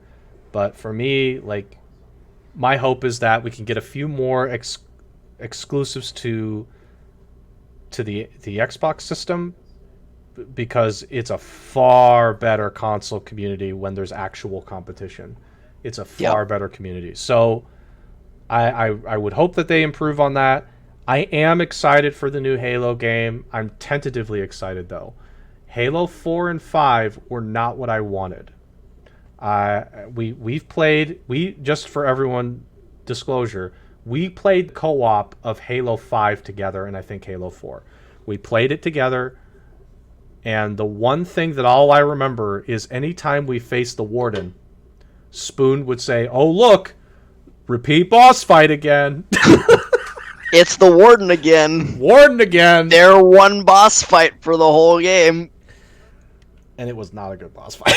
It's just like, you hate to see it. I'm hopeful, though, that they can... I've never disliked Halo's multiplayer though. But the one thing I did appreciate about Halo is the campaign was enjoyable for those early titles. I really did like it. It wasn't long or anything, but it was like really it felt good to play it and then jump into multiplayer after, obviously. But Yeah, like Halo 4 and 5 are not bad games. I don't think they're bad games at all. They're right, still Halo. They're still fun to play, but nothing Halo 3 is still my favorite Halo game sure, by quite a long shot. I Halo yeah, 3 Halo 3 was a gem, and not even like Reach was okay, Reach but was I okay, yeah, still have some issues with Reach. Nothing in the Halo universe has come close to Halo 3 right, for me. Everything else has been still been fun, but it it hasn't been the same. right. If Um, yeah, when when I think of like special games, okay, there's like a select number of special games. And I'm not just talking about games I really like just because. You know, we all have our own section of like, oh, this is a special game to me because it made me appreciate X, Y, and Z. Halo's a special game to me because it made me appreciate shooters in a way that I didn't think I could. Halo was a game for me that I played the co-op and I just like it was like an immediate fall in love situation. I loved the environment. I'm I do like sci-fi stuff. Sci-fi is really cool. The Flood legitimately scared me. The zombies, they scared me. I hated those levels when I was playing those. those The levels suck. yeah, those flood they're kind of scary. It's kind of scary seeing them come back up and attack you and take over the alien bodies. Like you watch them basically die, like are like killed and then converted in front of you. It's quite horrifying. And it's a Halo 1 for sure. It's a special game. I built a lot of good friendships when I was in middle and high school because of it. My cousin introduced me to it, and yeah, it's there has never really been a shooter I felt the same way I felt with first time playing at Halo. First time playing Halo was like out of this world amazing. I'm sure many of the people who watch probably don't know because they were probably born a few years before Halo 1 released, but that was special. And Halo 1's story, by the way, the development story of it is special. I encourage anyone to follow the story of Halo 1's development because that game was innovative as hell. That was a really innovative game. When you listen to the development of it, they they basically showed the game to Steve Jobs, and he tried to make a slight at them, sort of. It was like, can you do this bit like Pixar? And they're like, oh, we can do it way better, and we can do it in real time. And it like knocked his socks off, basically. It's really special. Go find a video of like Halo. It's like a documentary about Halo's the making of Halo because they wanted to make an RTS game, and the development ended up becoming what it is now. This like console-made FPS game because Microsoft essentially asked them to do it. They said, "Hey, we got this console that's coming out. Please make your game for this console." They were like Microsoft because Microsoft had the Xbox coming out. So it's just like Halo has some great stories. It is an innovative game.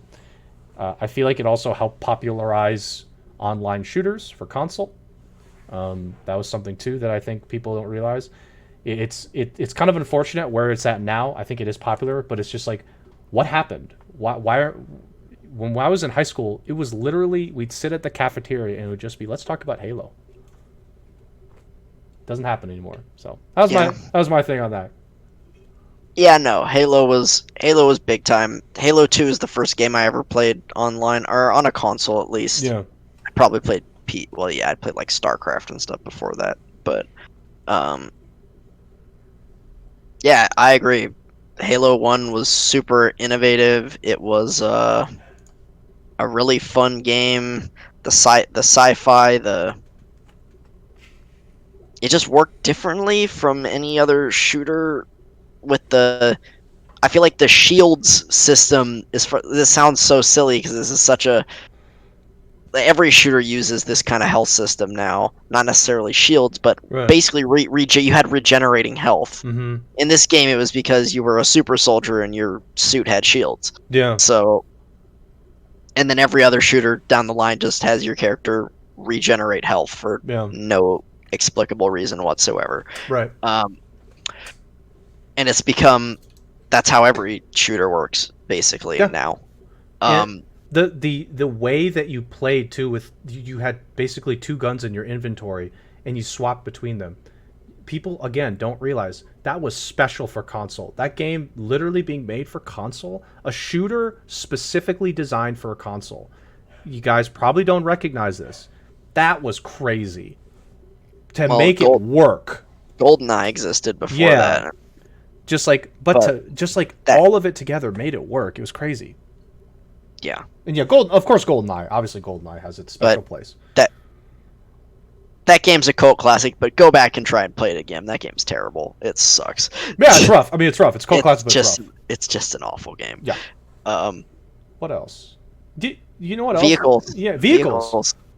The vehicles are awesome. Like again, I hate to sound like an old person here, but I feel like everybody nowadays, you're just spoiled. I'm just gonna say it. You're all spoiled because the vehicles were like the coolest thing. You're just like, wait, I can jump in a Warthog with all my buddies, and we're like playing capture the flag. It's like, yeah, let's all jump in the Warthog. We're going. It's like it's crazy how all this stuff together. It's and when you think of iconic characters too, if you named like your top 5 iconic characters for all your games, and like maybe you're a Halo fan too, if Master Chief isn't somewhere in like the top 10 or something like that, I don't know what to say to you. That's crazy, because like everybody thinks like if I said like name a popular FPS game main character, I almost guarantee you one of the first 5 they'll say like Master Chief. It has to be. It's just like there are so many crazy iconic things. We got a spectrum here. There we go. If you say Xbox, like who's the mascot or titular character for Xbox? It's Master Chief. Like, it's actually crazy. I'm getting. I know you're getting Spectrum here. Yeah, but having I don't know. trouble. Like the nostalgia's strong. I just want to point with me in particular, but so let's like shift gears a bit. I'm not a huge Halo lore person. No love for Forza. Just stop. I'm not a real lover of Halo lore. I got to be honest with you. I think it's really expansive and cool that it exists, but I don't like inundate myself on it. But I think just like the idea of the Covenant was cool. I thought the Covenant was one race, but it's not. It's like a compilation of races. It's almost like a religion. When I figured that out, I was like, oh, that's cool. The Flood as a zombie was cool. I mean, it's just like I'm kind of weirded out by the way Cortana's been shifted as like a villain now. I'm like scratching my head, like when did that happen? What happened exactly? I guess like Halo, there's books that I should have read. So like, what happened? Halo 4 and 5 were weird, dude. It's like, huh? What happened here? Because I'm like, I played Halo 3, all those other ones, and I'm like playing Halo 4. If I was like, wait, Cortana's a villain? They took the story in an entirely different direction in Halo 4. They were like, I feel like 343 took the reins, and they were like, yeah, we don't really care about the stuff that happened before. Like the Covenant still exists, but we don't really care. Yeah, it's a bit different now. Now they have the Forerunner are back. I thought the Forerunner was cool as not being there. It was like they were like they built the rings and they built this system for them, but they're gone now. And I guess they're back now, and it's a little weird. I do not remember the story of Halo 4 or 5 very well at all. Yeah, I mean, it's just like, you know what I remember from Halo 5? I remember the marketing. I remember the marketing of the battle between Master Chief and whoever else the other person was. Yeah, the other main character whose name escapes me because he sucked. They aren't truly back. Okay, that's fair. Like I said, I'm not inundated on the lore fully well, but I'm just like, yeah. But I'm just like, yeah, the advertising for Halo 5 was something. It's like, we're going to choose your side. You know what happened? They threw a single punch. Choose your side. The battle. The battle begins. And it's just like one punch. Okay, we're done. Okay, we're good now. Yeah. Okay, we're great. Okay, cool. Sounds good. Yeah. I didn't want to play as that other guy. Yeah, neither did I. I had no feelings for that person. Well, we can't even remember his name, so I don't know. Probably Locke or something. It's probably Locke. That's what it is. It's probably like Locke. I actually don't even know. I'm just guessing. that actually sounds right to me, but I don't remember. Halo 5 Locke. That's actually right. Holy crap. How did you pull that, dude? I don't know. I don't know why. One of those things just in the back of your mind. On a Forerunner, but he doesn't exist. Oh, okay.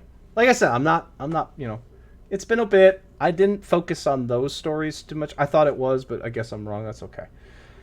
But still. Yeah, but Halo 3 was fun. Halo 3 had abilities, so they added abilities to your characters. You had like a bubble shield. I remember the bubble shield. That's about it. You had like It wasn't an ability. It was like an equipment. It was equipment. Thank you. Yeah, abilities came later. I know abilities came at some point, but that was in Reach. Yeah, Reach. Thank you. But yeah, all I remember is the bubble shield. That's all I remember. It's like drop a bubble shield. There was the bubble shield. What else was there? There were a couple. There was like there was a healing field one, and there was a damaging field one, and I'm sure there were a few others. Yeah. But yeah, I mean, Halo did a lot of innovations in shooters in general. I know we're kind of jumping around a little bit, but Halo 2 was like the first shooter that had dual wield. Actually, GoldenEye did have dual wielding, and I forgot. But again, GoldenEye was kind of an anomaly. To be honest. That's not coming back. By the way, that wasn't an anomaly. An anomaly. Yeah, say that 5 times really fast. And Xbox Live was the first like good online console experience. I know PS2 online existed, but I don't know anyone who used it. So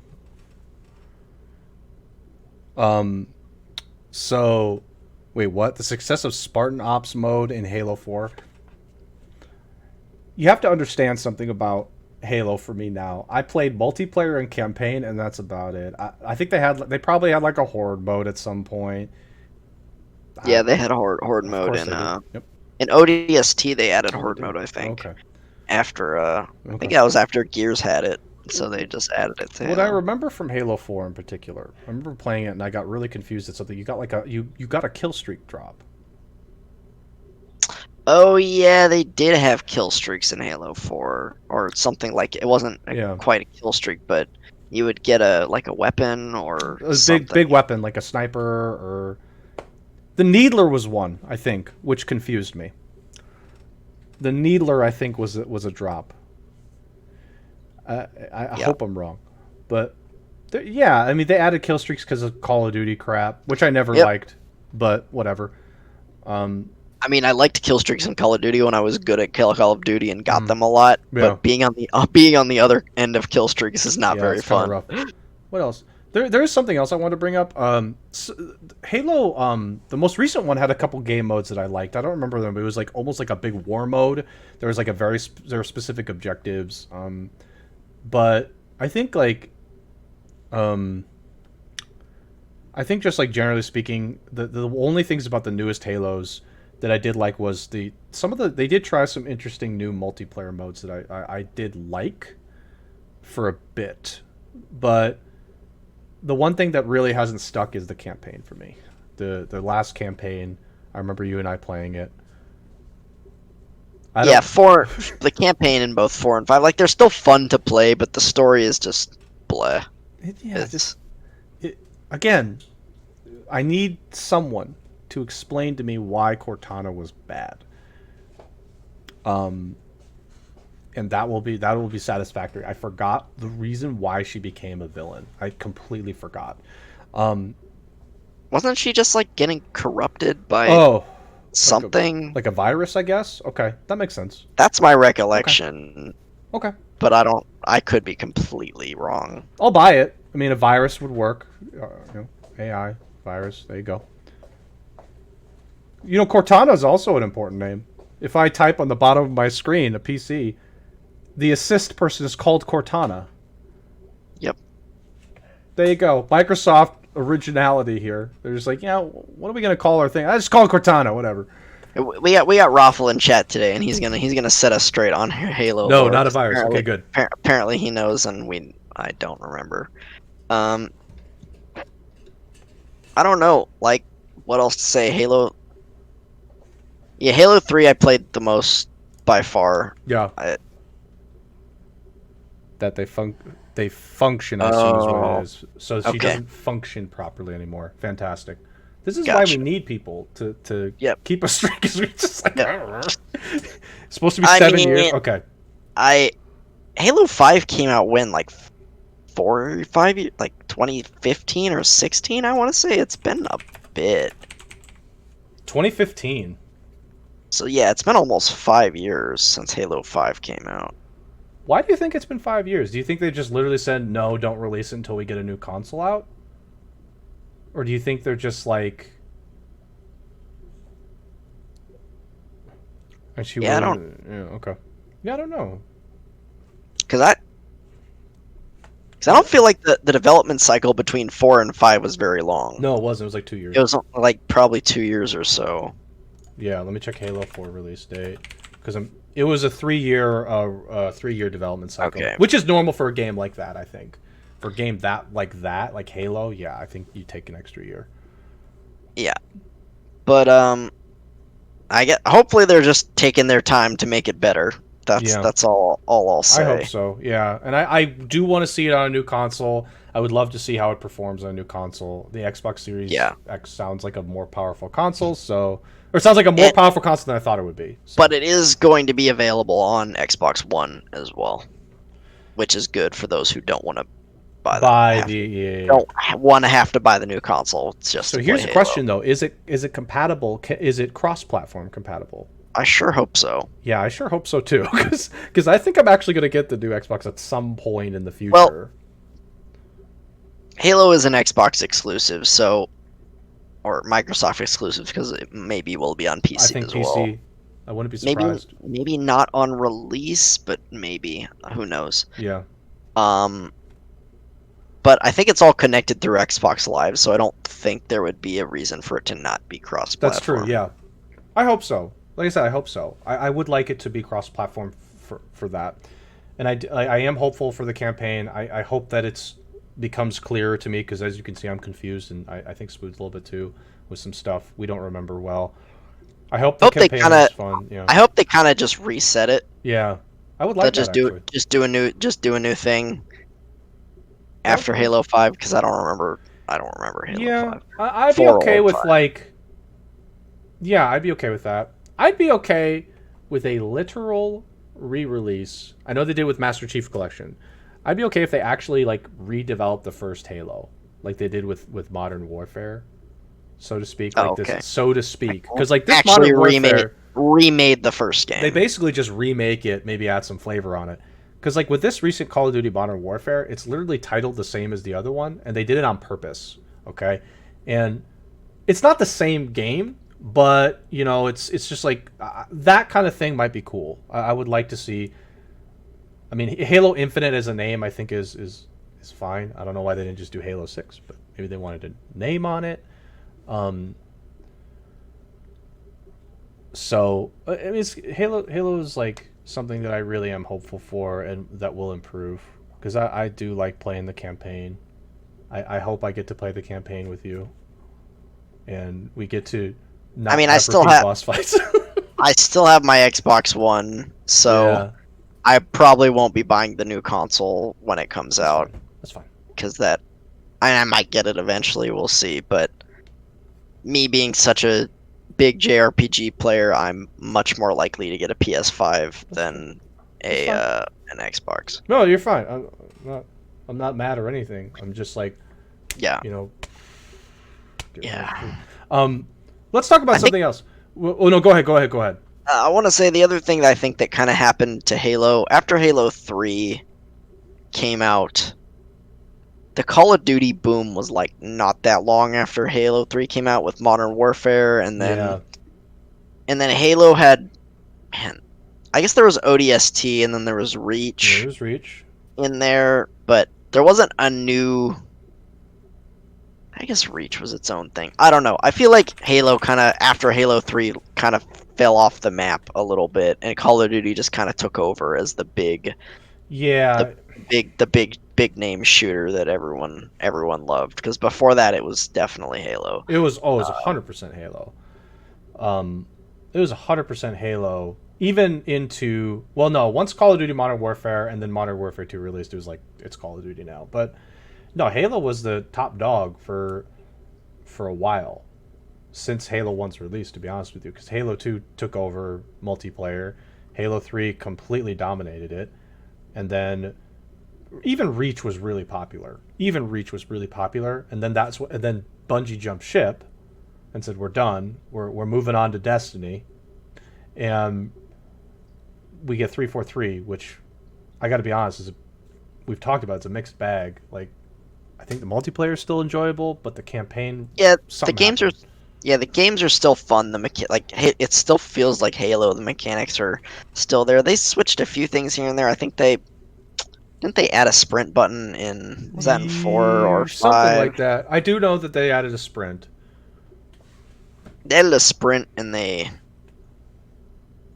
changed a few things here and there, but it was still pretty much Halo. It still felt like Halo, Yeah, and so yeah, the multiplayer was still fun, but Call of Duty was in its boom, yeah, it's and prime time for COD. yeah, and the campaign was again they were still fun, but the story was kind of whack. Right. So There's one more thing I wanted to mention here. It's very important to me. okay, Halo Wars. oh, yeah. Halo Wars. Well, It, you said initially that Halo was supposed to be an RTS, so they made Halo Wars. Halo Wars released in 2009. I remember because I bought it and I wish it was on PC at the time. Incidentally, Halo 2 is on PC, or Halo Wars 2 is on PC. And Halo Wars, again, for those of you that don't know, it's an RTS game, but the first one was specifically made for console. The second one was too, but you could play it on PC. Um, the you played as different. You only played as two factions basically. You played as the humans or the Covenant, and then they had like, you know, each one you had like a big base and you built on it like an RTS game. It didn't do super well. It was received as okay, and I gotta be honest, console RTSs are not something I enjoy that much. It's hard. It's It's hard. when you play something on an RTS on a computer, then try and play it on console. You're just like, man, this is not good. This is not made for this. Yeah, I don't Um, I don't think Halo Wars was a bad game at no, all. it I think wasn't. I did play it a little bit, and I think I think it was about as good as you could do with a console RTS. I'll say that, but RTS requires much more precise control and micro Yeah, than you have with a controller. And generally, I play almost everything on controller. I play shooters on controller. I play yeah, most of my PC games I play with a controller, right. except for stuff like League, like isometric games, usually like RTS and stuff like League. That I will play with a mouse and keyboard. But just Sure. about everything else I play with controller because I'm just more comfortable with it. Right. I could never get used to WASD movement on a keyboard. I need me a stick. Um, so yeah, I think they did about as well as they could with a console RTS, and I think Halo Wars was a cool game. I think the problem with Halo Wars, as far as the sales go, is a people know that console RTSs just aren't that good. Yep. You don't really have an install base for an RTS crowd on console, and I'm not sure your Halo fans are going to be super excited about an RTS. Yeah. It was like a It's really small pocket. It was a small pocket. like you're going to get some people who are just big Halo fans are going to buy anything Halo, and you'll get them, but they may not like the game because shooter and RTS is very different. It is, yeah. And I mean, I played Halo Wars. I think you did. Obviously, you talked about it, but um, I thought it was okay. I liked it a couple times, but it's just not. Every time I play, I was like, man, this should be on PC. And then they came out with Halo 2, and Halo Wars 2 actually was playable on PC. And I played it on PC, and I thought it was okay. But the big fundamental problem I think with it is it's not a. I hate to say this, but it's not addicting. Even StarCraft had its addicting qualities when we played it. You could just play it with friends, and it was like you couldn't stop sometimes. It was really enjoyable. Halo Wars, I think, had some really good concepts. I think they made it interesting, at least for me, too, to want to try the RTS genre with some Halo flavor. And I think it could have worked. I really do think it can work. But I think I think with Halo Wars 2 in particular, too, it was like it released on console, but had the PC as well. You could play it on PC, and I did try both. I hated it on console, and I thought, man, they should have just made this for PC. And that's all I could think as well. I was like, this should just be on PC. And it should have been built for a PC gaming experience. I, but I mean, RTS genre right now is kind of a mixed bag, but It's not pop. It's It's just not popular. It's not popular anymore. Yeah, they're it's just not. They're too mechanically intensive for casual gamers, quote unquote, to get into. So Right. I don't think not a lot of companies are making them anymore because they're not popular, so they don't really make money. So companies are just moving away from it in general. Which is too bad, because at some point we should talk about an RTS genre, because I have love for Command and Conquer Red Alert series, and I think yeah. I never really got into those. I maybe played them a little bit at some point, but I never really got into those. StarCraft, Warcraft were my go-tos on. Yeah. Well, that, Command and Conquer's in EA's hands, so I have faith. oh yeah, rip.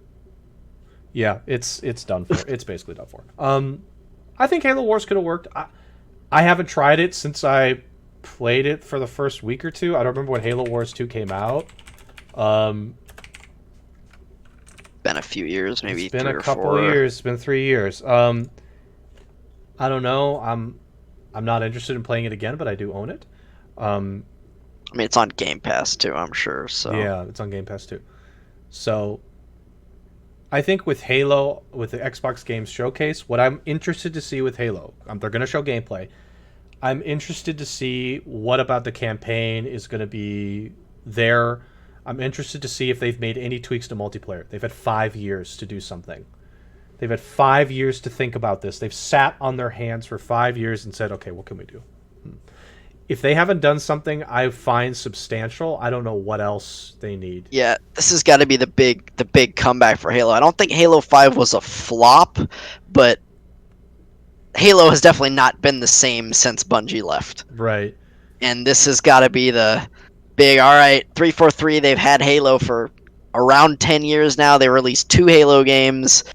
This is the third one. This has got to be their Halo 3. Right. Like, this needs to be their Halo 3. This has got to be a killer app Halo game. It's because right now you've got so much shooter competition. Yeah.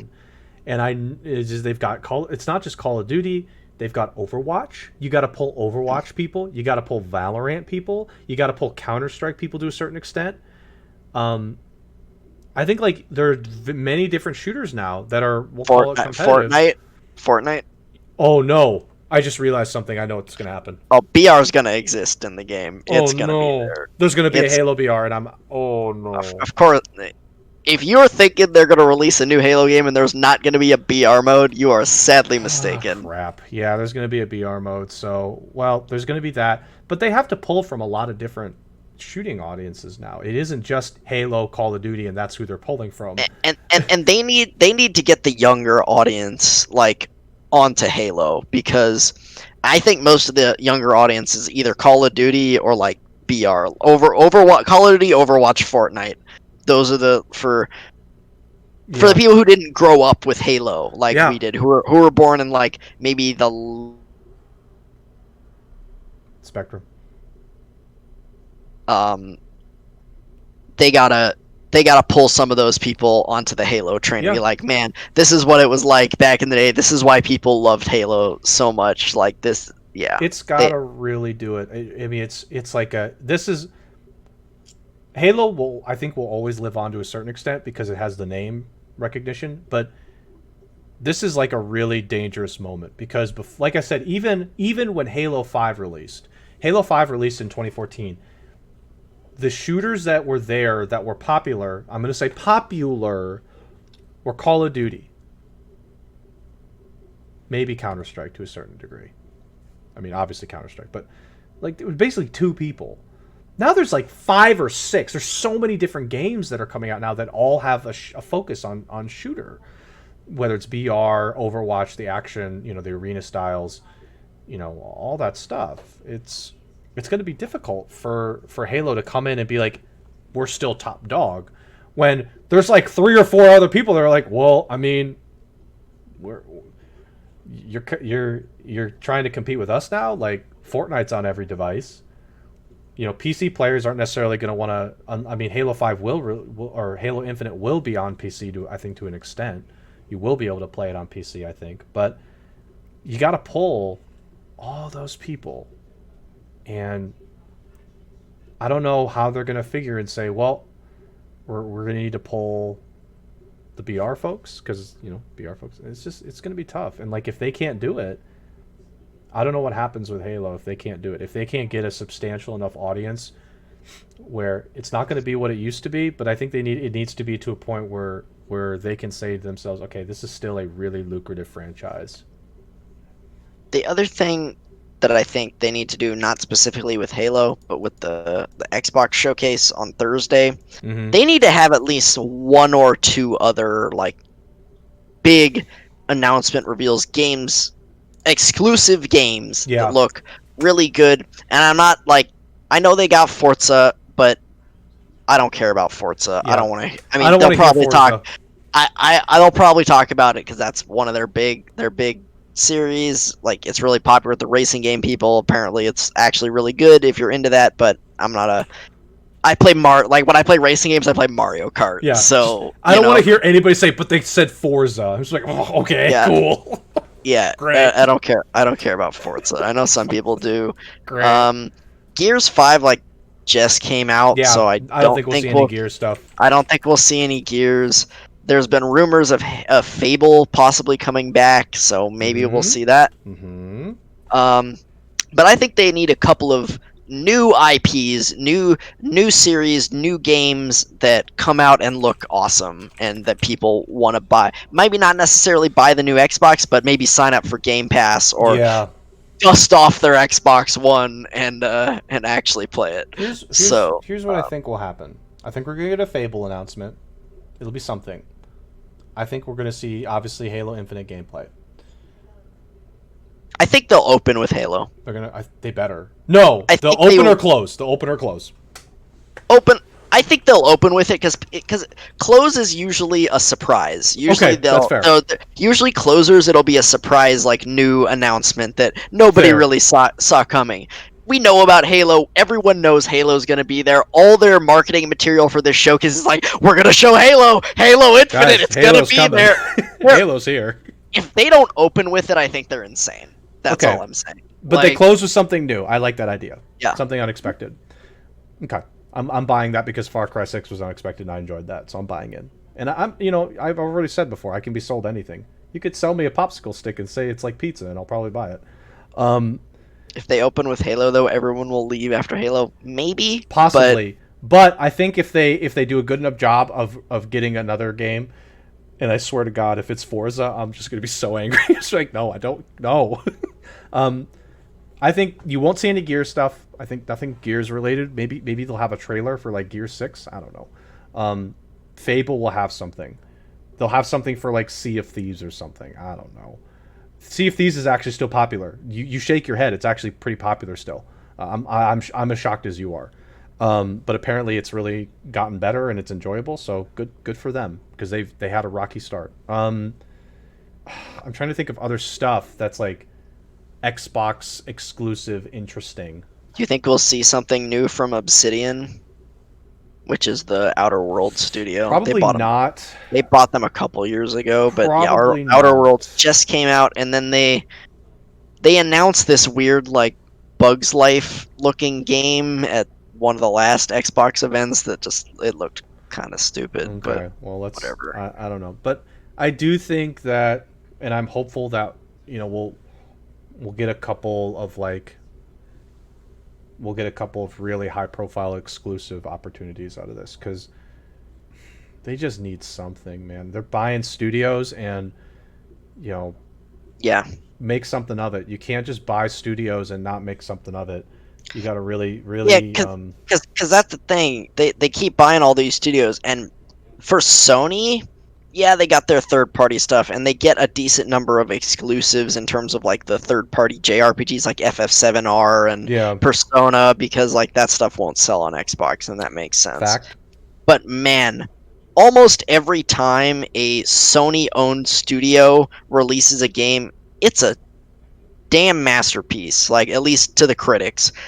Like for PS4, God of War, Spider-Man, Last of Us 2, again Hmm. a little bit disparate on the opinion, like the Uncharted series, Ghost of Tsushima, like every time one of their big studios releases a game, it's just borderline masterpiece. And Hmm. This is true. Xbox, they need that. Like they need these go-to studios that, like, man, every time they release a game, it's like a 9 or a 10 out of 10 for like it Metascore like 90 or above, pretty Yeah. much. I guess Ghost of Tsushima is like an 83, but Who I cares? Yeah, who think cares? it's low. It looks good But enough. anyways, They do need to. they they need some killer app studios and killer app franchises that just, man, when they, it's like with Naughty Dog, like whenever Naughty Dog announces a new game, everyone's like, oh my god, Naughty Dog's new game on the Last of Us 2 or next Uncharted or something Yeah. new. Xbox needs that. Yeah. And it's something other than Halo. Of course people are going to decide about Halo because it's Halo, but they need something else. Right. Xbox exclusives, just the main ones I know, Halo and Gears of War are pretty much what I know off the top Yeah, of my head. Halo and Gears are their two big ones, Are and their two big Forza, ones. Forza. But keep in mind, one thing that I think kind of dilutes this all is Microsoft is also a PC thing. So any game that comes out from an Xbox exclusive is going to be on PC. And I think that's something Yeah, that is and just that's like, fine. and that's fine. But that's like sort of my point is like it also makes it sometimes troubling to sell consoles because Sony, those games aren't always on PC. Like, I don't think they care about selling yeah, I consoles. don't I'm know going if to they be do. honest. Yeah, They have it, and it's there, and if you want to buy a console, go for it. I think they care about selling Game Pass subscriptions. that's true. That's what they care about. They are pushing that. They want every person who has an Xbox or wants to buy Xbox games to have Game Pass. Which is again, That's what they want. it's a great idea. I know people like to have physical copies of games and everything, and that's fine. But I think Xbox Game Pass is great. It's a great package. Anyway, oh, look at the clock. We'll be doing the live stream of the Xbox Game Showcase at 9 a.m., 12 Eastern for you folks who like to sleep. Again, if you can't make it, that's okay. I'll shed a tear, but I can understand if noon's a bit early for you. Actually, no, I can't. Wake up. Go to sleep early. Go to sleep early. Yep. I wanted to mention one more thing. It's not about Go ahead. Xbox before ahead. we wrap. Go ahead. I finished East 8 actually today after my exam Pog? before podcast. Pog? Man, that game is fantastic. It's great. You should play it. I have played it. I know you've played Oh. it. I'm talking to people who are you're talking listening. to them. I know Okay. you've played it. Yeah, I played it. I actually basically 100%ed the game. I didn't do all the raids and the hunts, but I had 100% collection. I did everything with Donna. That game is awesome. And if you need a game to jump into the East series, It's a good one. it will be kind of hard to go back to the older ones after it because it's such a step up from any of the older ones. Mm-hmm. But man, it's a wonderful game. Even like we say East is just this sort of action RPG. This game actually has a good story. Like, it's not the best story you've ever seen. It doesn't blow my socks off like Trails does, but the gameplay is super fun and the story's really good. It is. I think I do think, and for those people that are telling us you can't make it, that's fine. I was just messing with you. It's okay. My hope is that at some point maybe we can like have like a VOD up or something. The VOD on Twitch will be up, and we'll talk about it next week as well. But So yeah, please play East. okay, I'm getting new information about the Valorant thing. Thank goodness, because I was about to say, like, man, are we really wrong about that? Yeah, East 8's a good game. No, I'm on board with that. Play it. It's fun. It's the graphics aren't going to blow you away because it was not made for if you play it on like PS4, for example. But I think that for the live stream on Thursday, we'll be doing it together, and we're going to talk about it on Monday for sure. Oh, I'm supremely hopeful that they give me something, because I had said I'm not a fanboy, but there was a time when I would have gone to bat for a Microsoft console or game any day of the week, and it's been a long time since I've been able to do that. I mean, I bought the Xbox One day one because I loved the 360 so much. Yeah, and they had Titanfall. That was the killer app for Titanfall me. was so For good. the first Titanfall is actually super good. Titanfall 2 is actually really good too, but that game really flew under the radar. Oh man, yeah, it's unfortunate, but because I love that game. I remember we played the game. I loved it. I really did love it. But now we have Apex, so Okay. cool. Anyway, thanks everybody for hanging out and watching as we talked about all the gaming news for a bit. I know it was a lot, but you know, there's so much stuff. And you know, we talked about Halo. Just I think Halo's history really is great. You should take a look. They do have like a documentary out there about the development of the first Halo. It's really an amazing video. I watched it and I loved it. And if you're interested in keeping up to date on all of the stuff that we're doing, and if you're interested in joining for the Myriacast plays that I'll be hosting this Thursday outside of the live stream, that'll be the evening for pretty much everybody. And I haven't decided the game. I'm thinking probably to play it safe, to do Civ, but if I'm leaning a certain direction, maybe we'll do that. Spoon, I'm not sure will be joining me this week. I forgot if you said you're going to join me, but I don't think we talked about it. I should be good. I should be good for this week. Oh, fantastic! My exam was today, so I don't have another exam for like almost 3 weeks. So well, here we go. All right, so Spoon is going to join me, so we'll find a game together to play. I wasn't sure. I forgot. So like I said, could be Civ, could be something else, and we're gonna kick that off again. And as far as following myself or Spoon, my Twitter is Automaton89, and Spoon's Twitter is right on the nameplate there, SPT Spoon. We usually just mostly talk about Myriacast stuff. Usually I don't go outside of the political spectrum on my Twitter account. Mostly just Myriacast updates, stream updates. I'm gonna also, as on a personal note, be updating my stream times because I'm working now from 1 to 4 currently, maybe more. So I can't really stream early anymore because I'm helping kids with programming.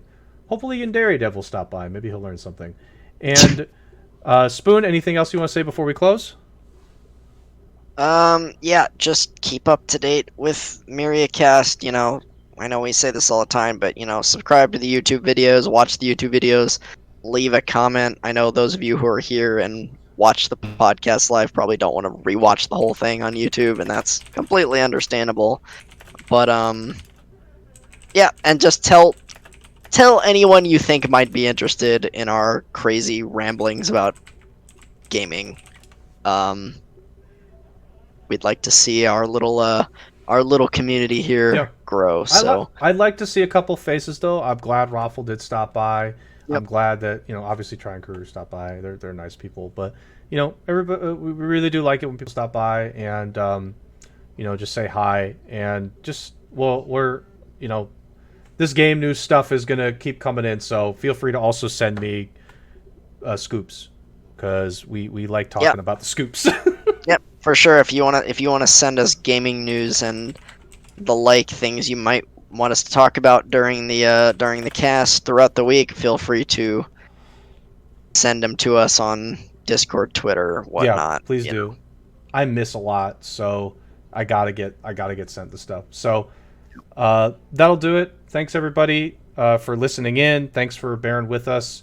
And like I said, for news, please send me stuff. And if you've got like evidence to go with the news, like when we talked about the Valorant thing, that's also helpful, so we can hopefully get a good point across, as opposed to trying to, you know, say something we don't have enough information on. So thanks everybody, and hopefully you all have a good rest of your day or night, or for wherever you are, and hopefully see you Thursday. But we'll see you next Monday. Have a Night. good evening. Night.